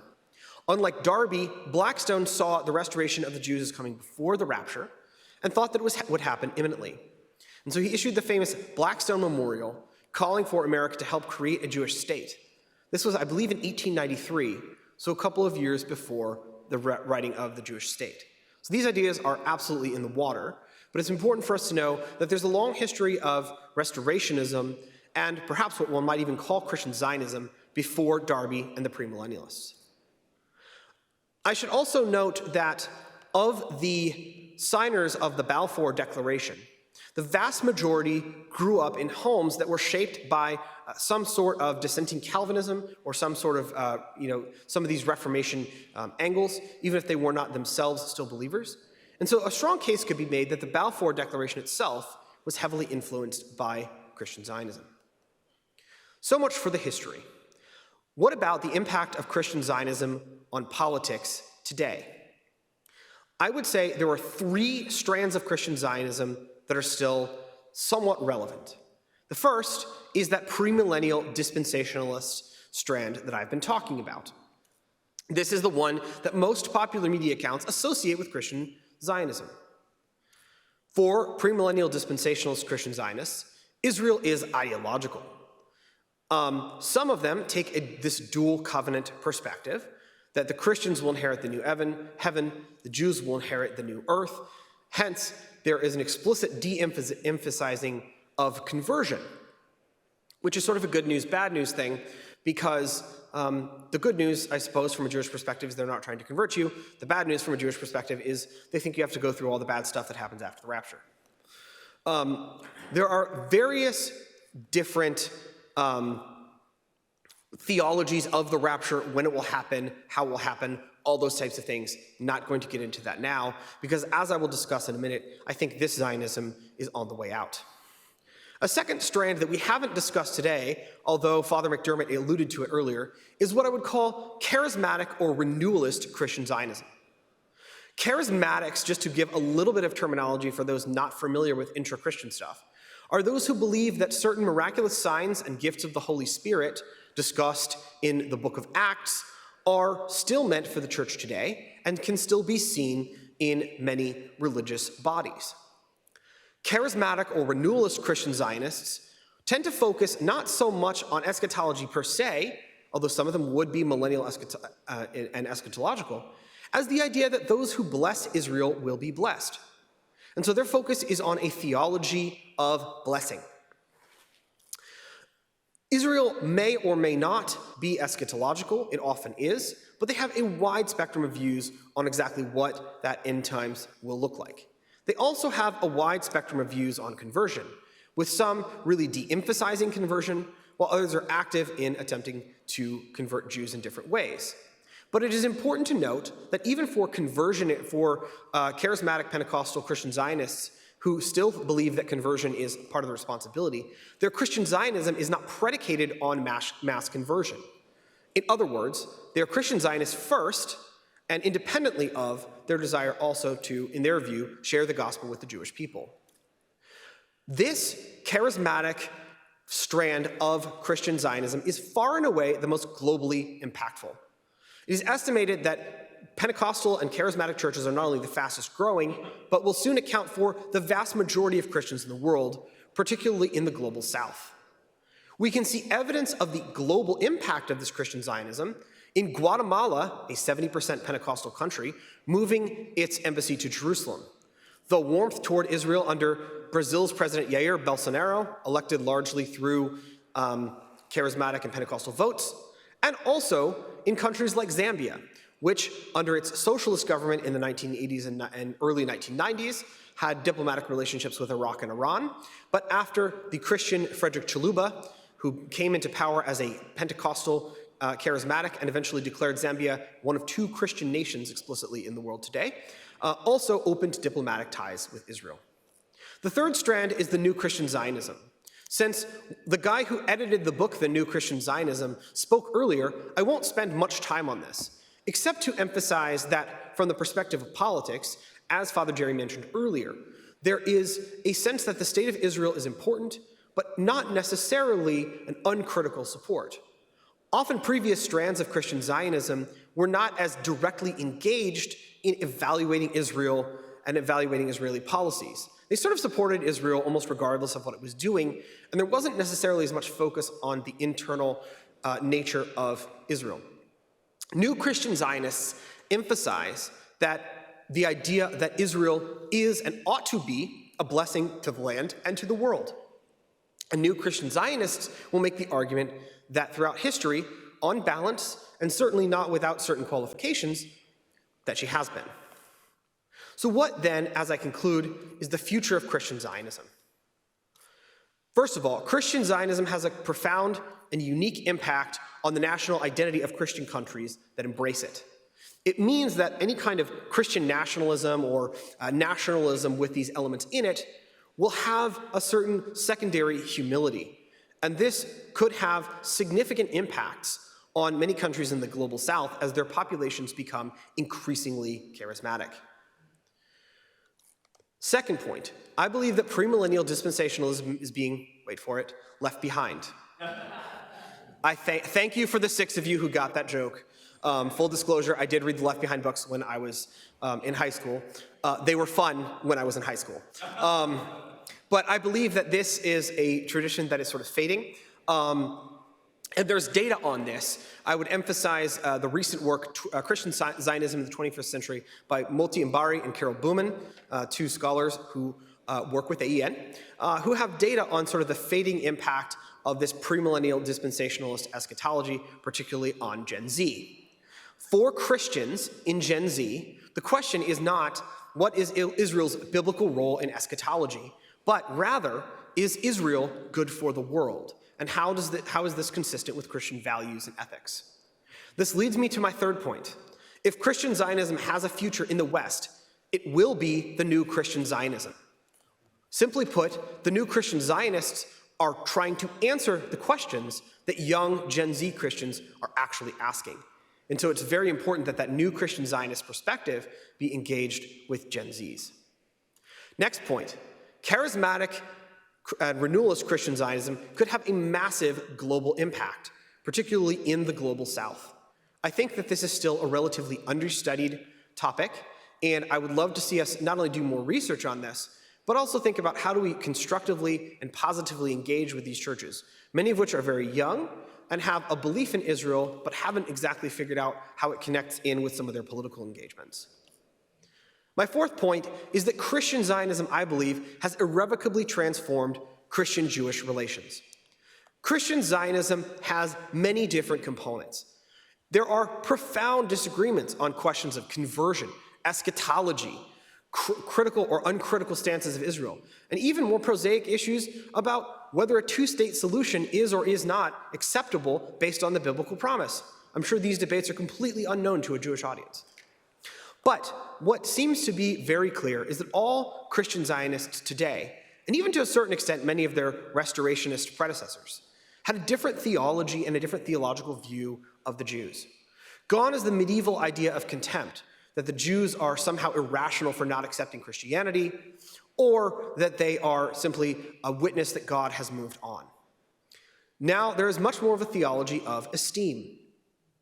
It might be sort of weird to attend a charismatic or Pentecostal service as a Jewish person and hear the shofar blown as part of an exorcism ritual, or to walk up to a charismatic or Pentecostal church and see a Star of David on top of it instead of a cross. But undeniably, there is a deep love for the Jewish people, a love that, as of yet, is not always matched with understanding, but that is there nonetheless. I will offer one last word, speaking as a Christian to a Jewish audience, and that is this. I will, at the risk of being cliche, I will tell a parable. Imagine that you are living next to a really annoying neighbor. They always put up signs for the political candidate you don't support, and they don't always clean up after their dog when it leaves a mess in your yard. You've had lots of problems with a neighbor, and you've complained about them to the HOA in the past before. Alas, nothing has been done. One night, your house is on fire. You and your family get out, but your house is still burning, and that annoying neighbor comes up with a fire extinguisher. Do you let the previous grievances that you've had with him in the past prevent you from taking the fire extinguisher, or do you put out the fire that is currently burning your house? As I look around after October 17th, I see a house on fire. And I think for many of you, you don't have to look very far. You just have to look across the street. And so what I would say is this. Conversations with Christian Zionists will sometimes be annoying, complicated, weird, confusing, bewildering, and difficult.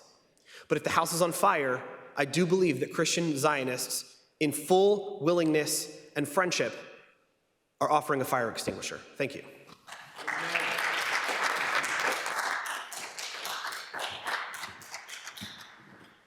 So we have two more speakers. I'm going to make sure that the library holds our place. So I'm going to invite Miriam Mayer, who's a professor here at JTS, to give her talk. We're going to go a little bit beyond our initially scheduled time, but please be cool.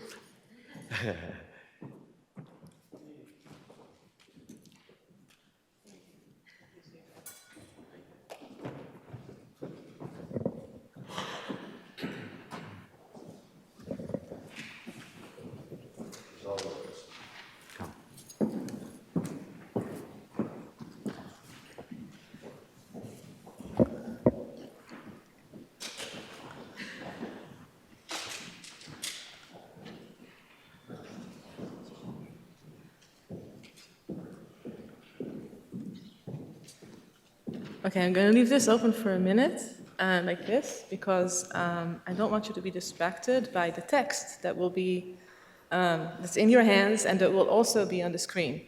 But I have a few things that I would like to preface.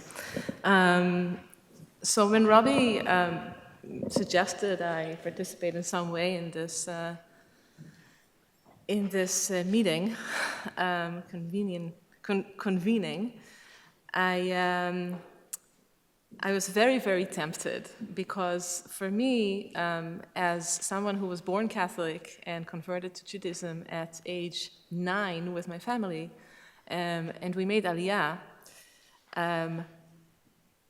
it's an opportunity to speak to both my families. So I'm going to try to do that. It's the first time I actually try to do that in a mixed audience.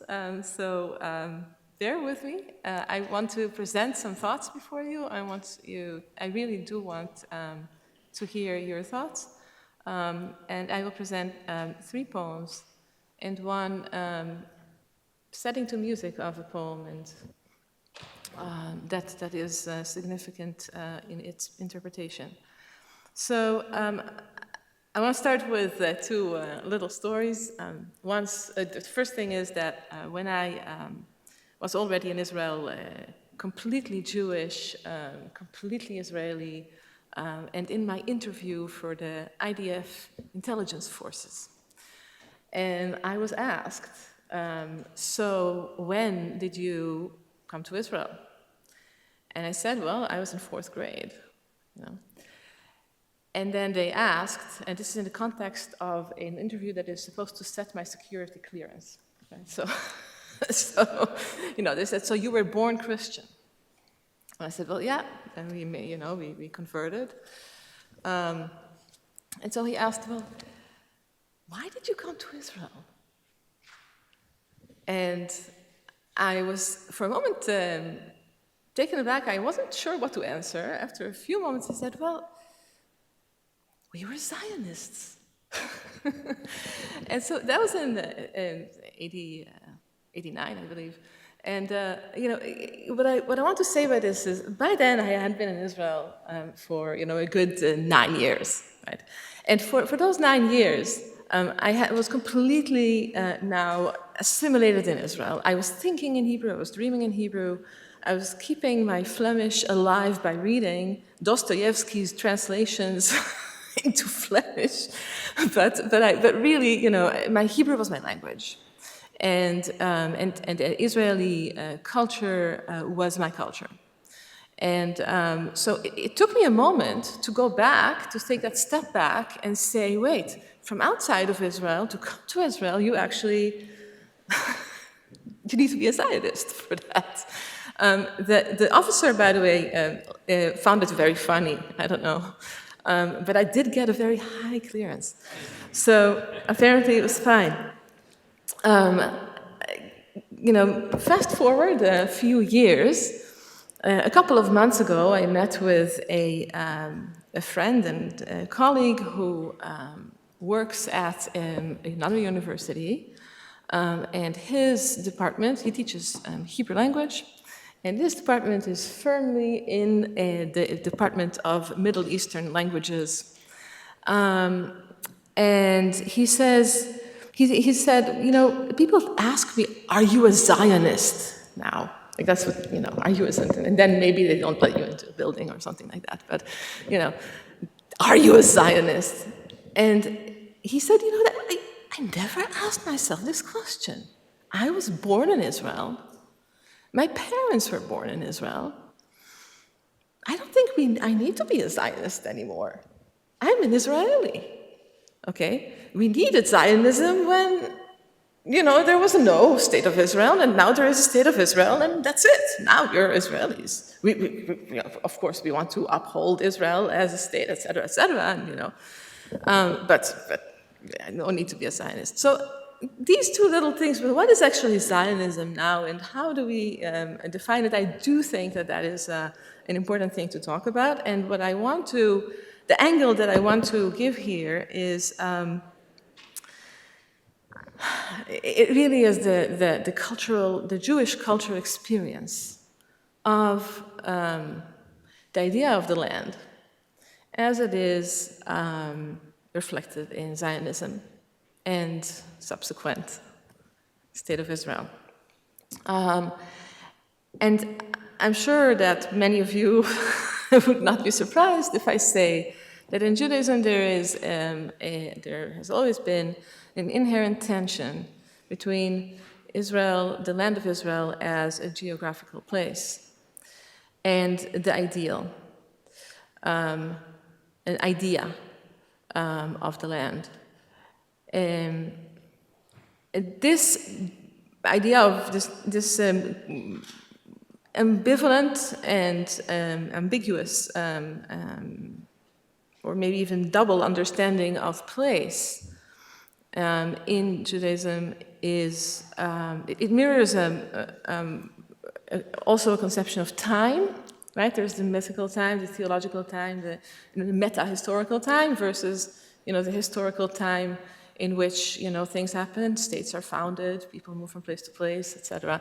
But I really had to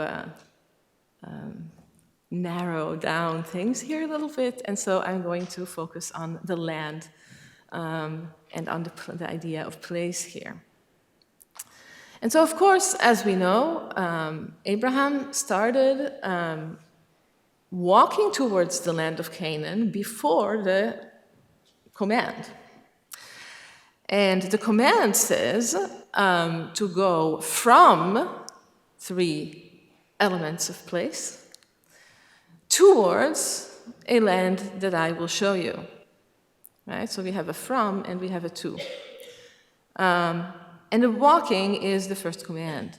And there is the beginning of the myth of the creation of the, that's the father, right? The ancestor of the people.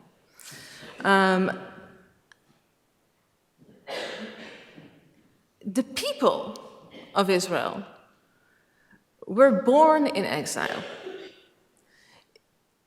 The period from Abraham until Israel goes down to Egypt is the mythological creation or basis for the people, right? In a way,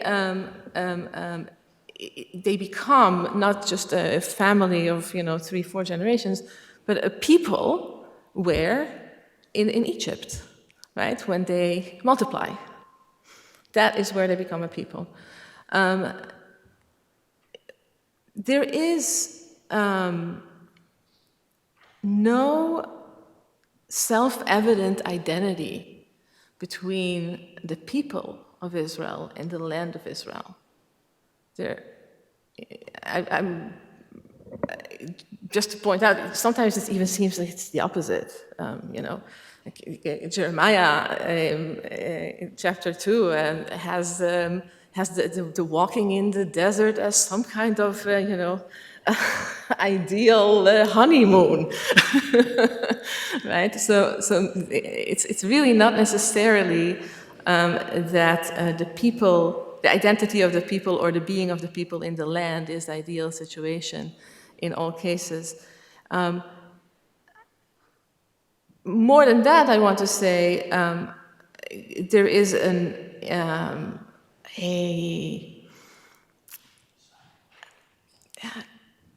I'll say ambivalence again towards nativity. Israel is warned over and over again to not be like the people of the land, like Amharites, right? To not take their gods, to not behave like them, to be different like them. And if they are like them, if they do become like them, what happens? They are exiled as punishment, right? So there is a conflict here, right? You are not supposed to become completely native. You're always supposed to have this distance between you and the land. The land can never only be the geographical place where the holiness is, and right, where you have the axis mundi kind of, very immediate connection without that little distance. There's always going to be a little distance between your identity as a people and the land.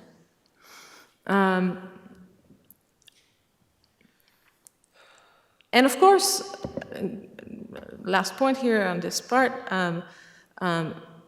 Judaism is ambivalent on locating the holy in a place, right?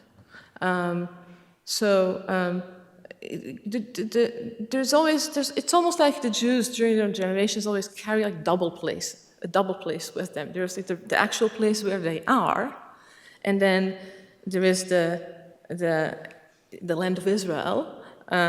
Not a geographical place. It's an I wouldn't say an anti-place, but it's an a place, a non-place, a voice, an idea, or a book. This reluctance of identifying holiness with place is very clear, for example, in the book of Numbers, is it? Shemot. Right? And let them make me a sanctuary that I may dwell among them. Right? So, which is a little bit surprising, right? Because you would assume that a sanctuary is something where God will dwell, but he doesn't dwell in the sanctuary, he dwells among them, the people. So with that, I want to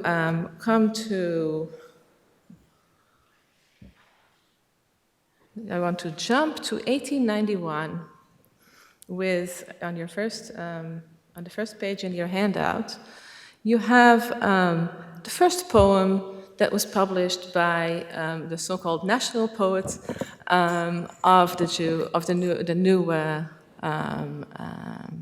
the renewal, which is Chaim Nachman Bialik. How much time do I have?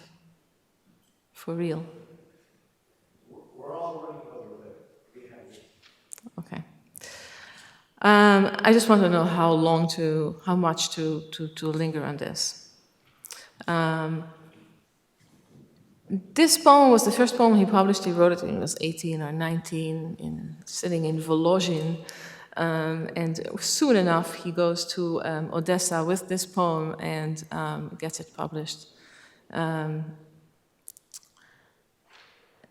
It's a revolutionary poem in many ways. I don't want to linger on it too much, but in this poem, he is welcoming a bird that is coming back from the land, and that bird. He asks the bird to tell him about this warm land, which is drawn in sharp contrast to the land where he is currently dwelling. So this land where he is called, the speaker in the poem is clearly the people of Israel. The bird, of course, has, not surprisingly, many connections, many things to say about that. Not only is the bird poetry, but of course it is a wandering bird, so I mean a migrating bird, right? So it goes to the warmth. But also, I wanted to point out that if he, the first lines are, "Greetings on your return, lovely bird, to my window from warmer climes, how my soul longed to hear your voice in the winter when you left my dwelling," which means that currently we are set in the spring. Right, so, and the spring is, of course, a time of revival. And he is in a time historically of revival. And he's asking this bird to tell him about the land. And in the process, he is exposing a lot of knowledge about that land. The way the land is, described here in the poem is completely taken from biblical and midrashic descriptions of the land. Bialik, at that point in his life, had never set foot in the land of Israel, and so he really fully builds this image of the land from what I referred to earlier as the idea of the land, right? And now he says, "I longed for your voice," and then he asks her to tell him of far-off, wondrous places in that warm and beautiful land. He's asking, do calamities and evil events happen there too? Right. Which is an interesting question. Because what he's asking here is this land the promised land, the beginning of redemption? Is this the idea, right? A land where, we don't have, this is a long poem, so we're not going to read the whole thing, but, but is this the land where it is always spring, right? He has this ideal, and that ideal does have spring always. Question is the spring there now? Is it out of its sleep? Is it now waking up? Is there a revival happening? Right. So he's asking immediately about his brothers in Zion,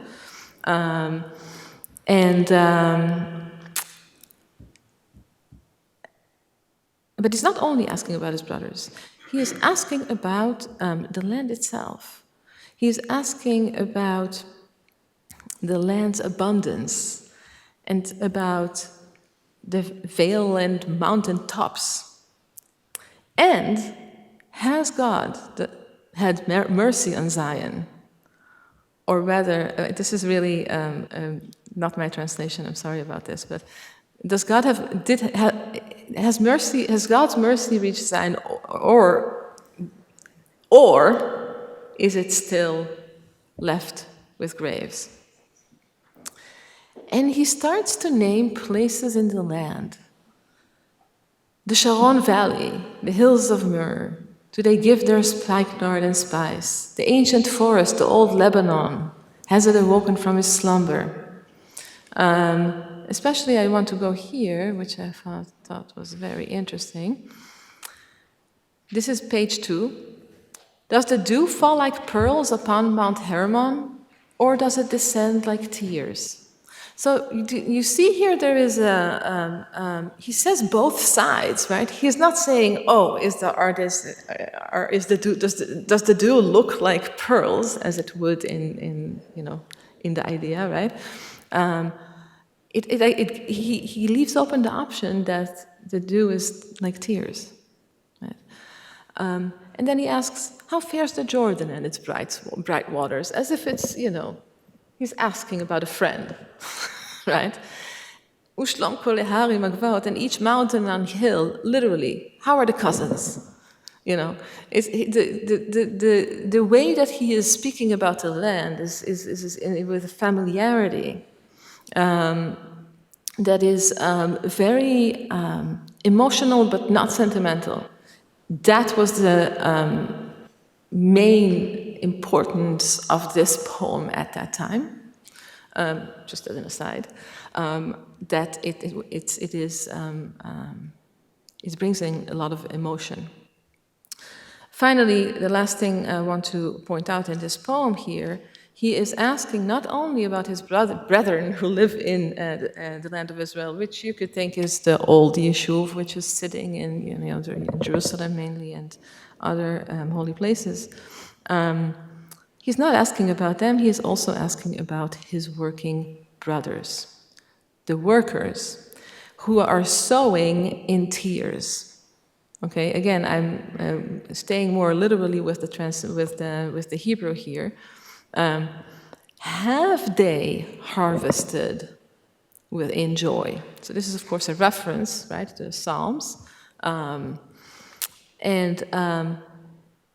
He is asking about the people of the first Aliyah, who made their way to the land of Israel about 10 years earlier, but the lands for some of these places were actually bought in the 30 prior years. He's asking, is that agricultural work that really practical early Zionists are doing, is this successful? Is it for real? When I teach this poem, it's interesting. First of all, the students are always happy to see that, to recognize the biblical references, and it's kind of cool that they can figure out, oh, I recognize that and that.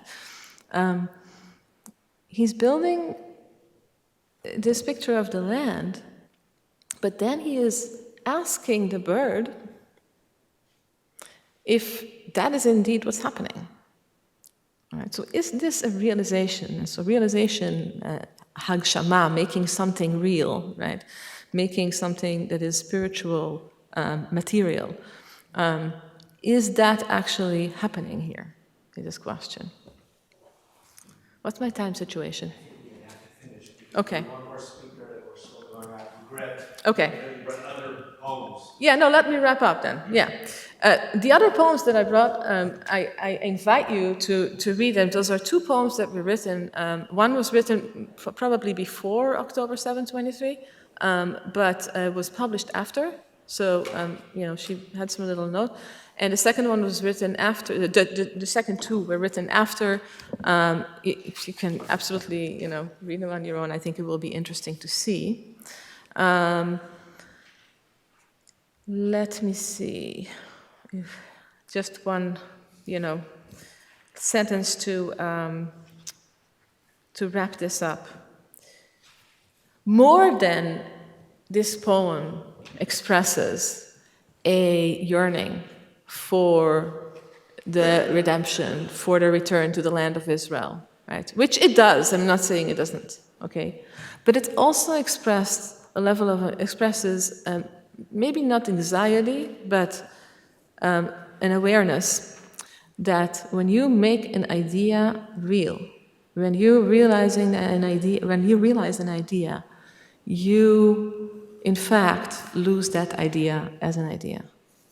And that is a tension that always exists, that has always existed in Judaism, and I think even in Zionism now, it still exists. The realization of an idea in a way is its contradiction. So. Thank you so much.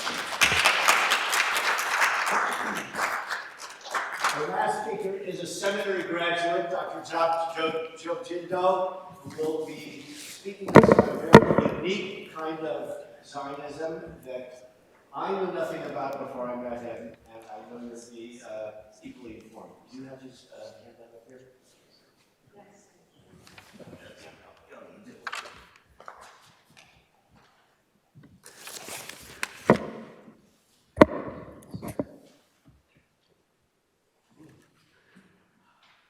Yeah, I would like to dedicate my talk to the memory of three people who all loved Israel and Zionut. One is my former teacher, Abraham Holtz. Second is Yocheved Mavs. She, among other things, she helped Heschel edit and publish his book, Israel, very relevant. And thirdly, I would also like to dedicate this talk to the memory of Sarah Yefet. I saw her 2 months after October 7th. We spoke about 2 hours. We were both Bible scholars, but we didn't talk about biblical scholarship. We just spoke about the future of the state of Israel. So, Ilui Neshamatam. After listening to the fascinating topics, lectures, I've decided to change the focus of my presentation, on my talk. Initially, I had planned to talk about the relationship and legacy of two religious figures who dedicated their lives to interfaith initiatives and reconciliation, Shocho Hagami, a Japanese Tendai Buddhist, and André Nathan Shuraki, an Algerian Jewish thinker. And I meant to frame my talk around the theme of ecumenical Zionism. Both Hagami and Shuraki embody the unique synthesis of East and West. I know East and West it's a problematic topic, but conventionally, people still use it, so I use it.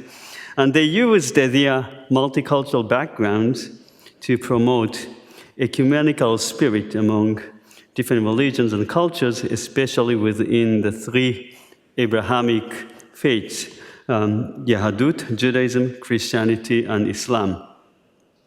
As Zionism has frequently and mainly been explored from a Western perspective since Herzl, or Pinskill even, I thought it could be beneficial to address the subject from the Eastern perspectives, Mizrahi and also Asian.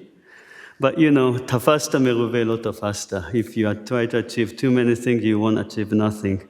So as we are nearing the end of this gathering, I thought it might be more fitting to take a step back and offer a meta-reflection on the themes we have been exploring.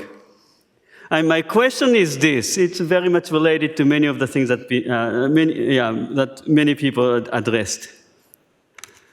Is Zionut, Zionism, passé?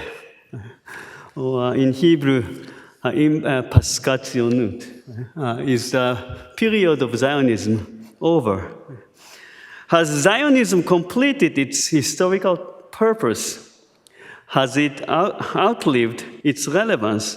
Or is it ecumenically still a viable project?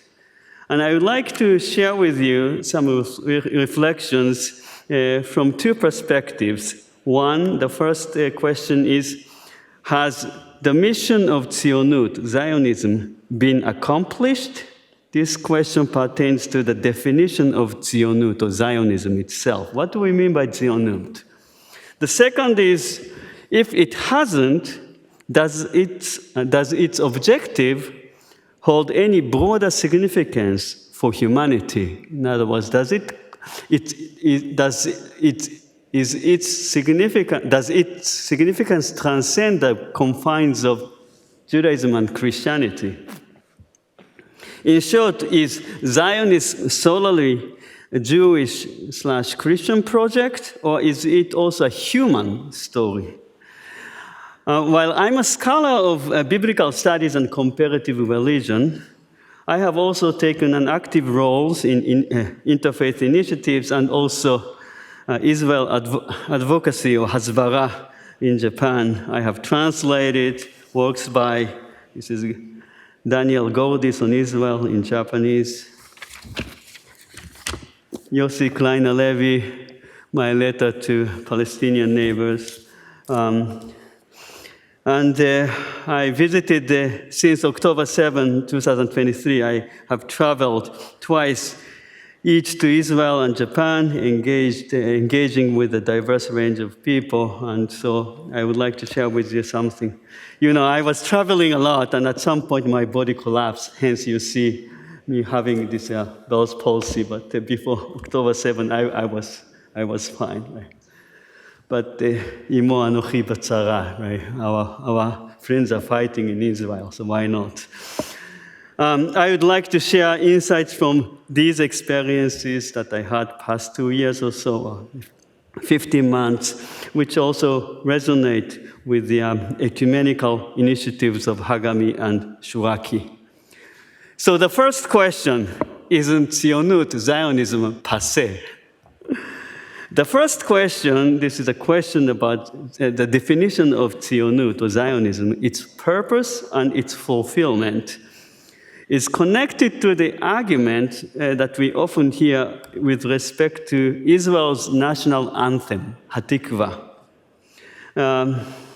Namely, isn't Hatikva no longer appropriate and should be replaced with some other song? Right? Here, I'm not talking about the controversy over its expression, Nefesh Yehudi, right, Jewish soul, which can alienate Israeli non-Jews, Christians, right, Muslims. They would say, we don't have a Nefesh Yehudi, Jewish soul. It's an important topic, but I'm not talking about that. Rather, what I'm addressing is the last sentence. Just a second, I would like to close this. Should I close this? Yeah, rather what I would like to address is the last sentence. Liot am chofshi be'artzeinu, to be a nation free in their land or in our land. Jews regained sovereignty and freedom nearly 8 decades ago, so singing about aspirations to be a people free in their land now seems strange and irrelevant. The issue at stake is the apparent lack of a compelling vision, chazon, narrative, which I believe is closely tied to the current challenges of Israeli advocacy or hasbara. What I usually hear about Zionut or Zionism focuses on never again, the self-preservation of Jews. While this is very important, it is not a strong enough appeal to mobilize the support not only of the younger generation of diaspora Jews, but also the non-Jews around the world who have supported Israel and the Jewish people.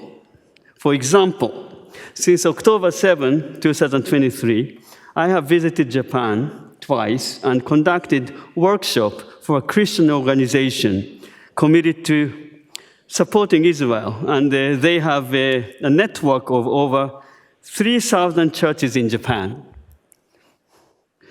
Its staff members have told me that their support is significantly dwindling and they have no viable countermeasures in place. In my view, this decline is not only due to media bias, misinformation and disinformation, and Israel's own internal challenges, but also the lack of an inspiring narrative or vision. In other words, what we usually hear is a discourse of fate, but not of destiny. Fate concerns survival and self-interest, existence, while destiny involves a sense of calling and responsibility that transcends mere survival. I included a quote from Heschel. I think it's in source number 4. As Heschel said, what is the meaning of the state of Israel? Mere self-preservation is regarded as an inadequate motivation. That's important, but that's not enough. Right?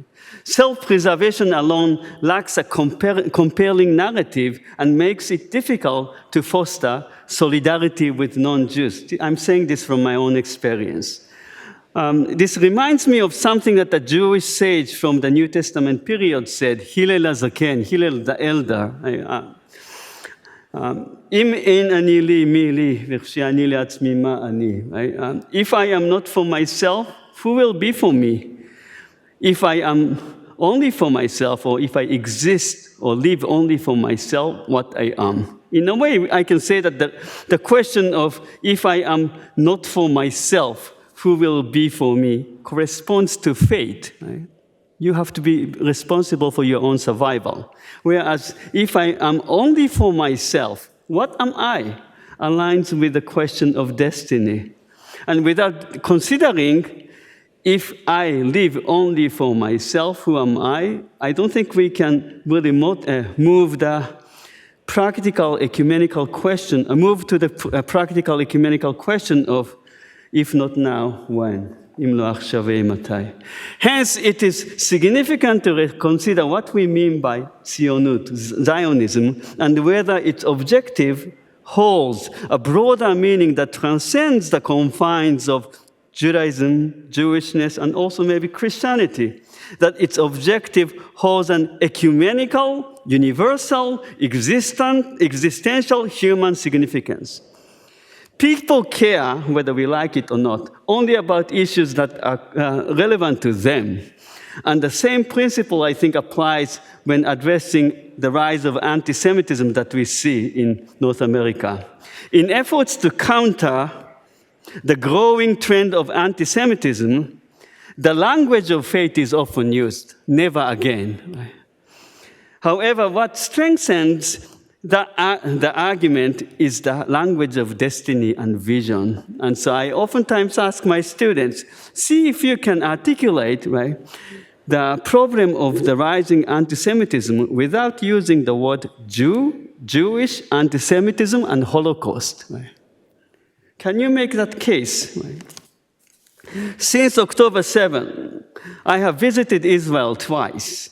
And during those visits, I have been asked several times about the differences in how Israel and North America perceive the war. And I'm talking this from my own experience, and I answered from my own experience. My response has been that in Israel, the question concerns the fate. Do we have a security ground for existence? האם יש לנו קרקע? Can we survive? In North America, on the other hand, the question revolves around destiny. Do we have a moral ground to distinguish right from wrong? Do we have a moral compass? Or is everything contextual? However, now I see that these two questions, the question of fate and the question of destiny, are interconnected. The war Israel faces and the rise of anti-Semitism and anti-Zionism in North America are both deeply tied to the fundamental ecumenical challenge of coexistence, whether or not we can recognize the humanness of those who hold views different from our own. This reminds me of what Israeli thinker Avi Sagi said about the Exodus from Egypt and the numerous injections about the stranger or ger in the Torah. I'm reading from source number 3. The redemption of Israel is not redemption from the stranger, but redemption with the stranger. גאולת ישראל אינה גאולה מן הזר או מן האחר, אלא עם האחר. In this light, Zionism narrative can be defined or redefined as one of becoming free, not from, but with the other, of becoming free together and living together. As you may know, for Herzl, Zionism was more than just a political project. In 1904, I have this in Hebrew. He said, קראתי פעם לציונות אידיאל אינסופי. I once called Zionism, it's an never-ending project or ideal. Right? אני מאמין באמת כי גם לאחר הסרת ארצנו, ארץ ישראל, לא תחדל מלהיות אידיאל. Even after we acquire the land, right, this Zionism will remain a vision. Right? And then I skip. Right? Right. Zionism היא השאיפה לשלמות מוסרית ורוחנית. Right? Zionism is a never-ending quest, right? Strive, how do I put this? It's a strive for moral and spiritual perfection. This is Herzl. Right? So I wonder if we can explore what Herzl meant by moral and spiritual perfection, shlemut, musarit, veruchanit, from an existential ecumenical perspective. In this regard, for religious people, Jewish and non-Jewish, I invite reflection on the meaning of being free, להיות חופשי בארצנו, in Hatikva, in light of the oft-quoted words of the medieval poet Yehuda Halevi. I included that at the very end. עבדי זמן, עבדי עבדים הם, עבד אדוני הוא לבד חופשי.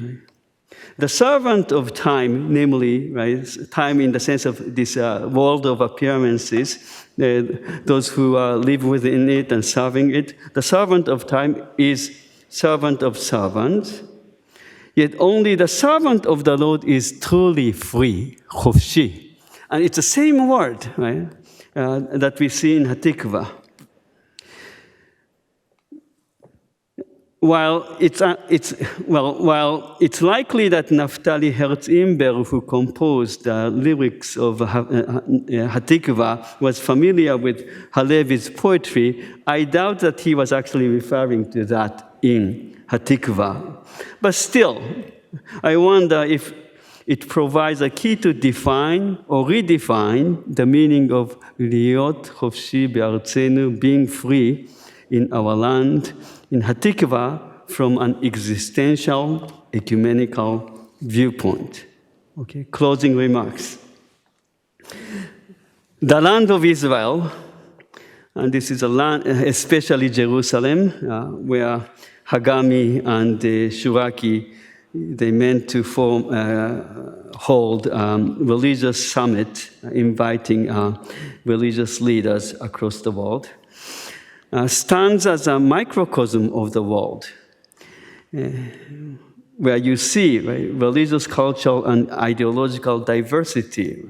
More than 100 people from 100 countries came back to the land of Israel, and also the local people. You have Jews, Christians, Muslims, Druze, and so forth. In this sense, the land of Israel offers an ideal testing ground for tackling the question of whether or not we can recognize the humanness of those who hold views different from our own, or what Hagami called the task of mitigating the karma of mutual distrust that lurks in the depths of human hearts. It requires finding a source of hope, hatikva, and courage that enables people, us, to be free from, in a way, ourselves. A source which allows us, right, to be and live as human, worthy to be called human. And if this is the case, then isn't Zionut, Zionism, a human story relevant to the well-being of our humanness? Especially at a time when human society increasingly plagued by divisiveness, fragmentation, and intolerance. If that is the case, isn't Zionut, Zionism, an ecumenical project of liberalism relevant to this country, where we, Jews and non-Jews, seeks to form a society of e pluribus unum, as a liberal society to be or become what it is truly deserved to be called a liberal society. Toda rabba. Thank you.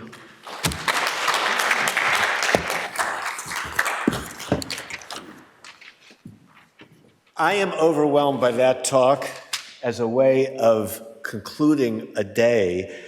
The meta questions that you asked, I think, really brought all of the different individual themes that we've entertained today together. And not to diminish any of the other talks of the afternoon, it really was a perfect bookend. Rabbis sometimes say, "Tafastim merubeh lo tafastas." You try to grab hold of too much and you don't have anything. I regret that we have to cut short the discussion because the library is already waiting for us a half an hour overtime. But as we say, inshallah, during dinner and the afternoon activities, hopefully we'll be able to continue the discussion that would have taken place right now. But I urge us to just walk across the atrium to the presentation room where the library is waiting for us. And you'll forgive me, please, for cutting short this discussion, and we'll move on to that later in the day. Toda rabah.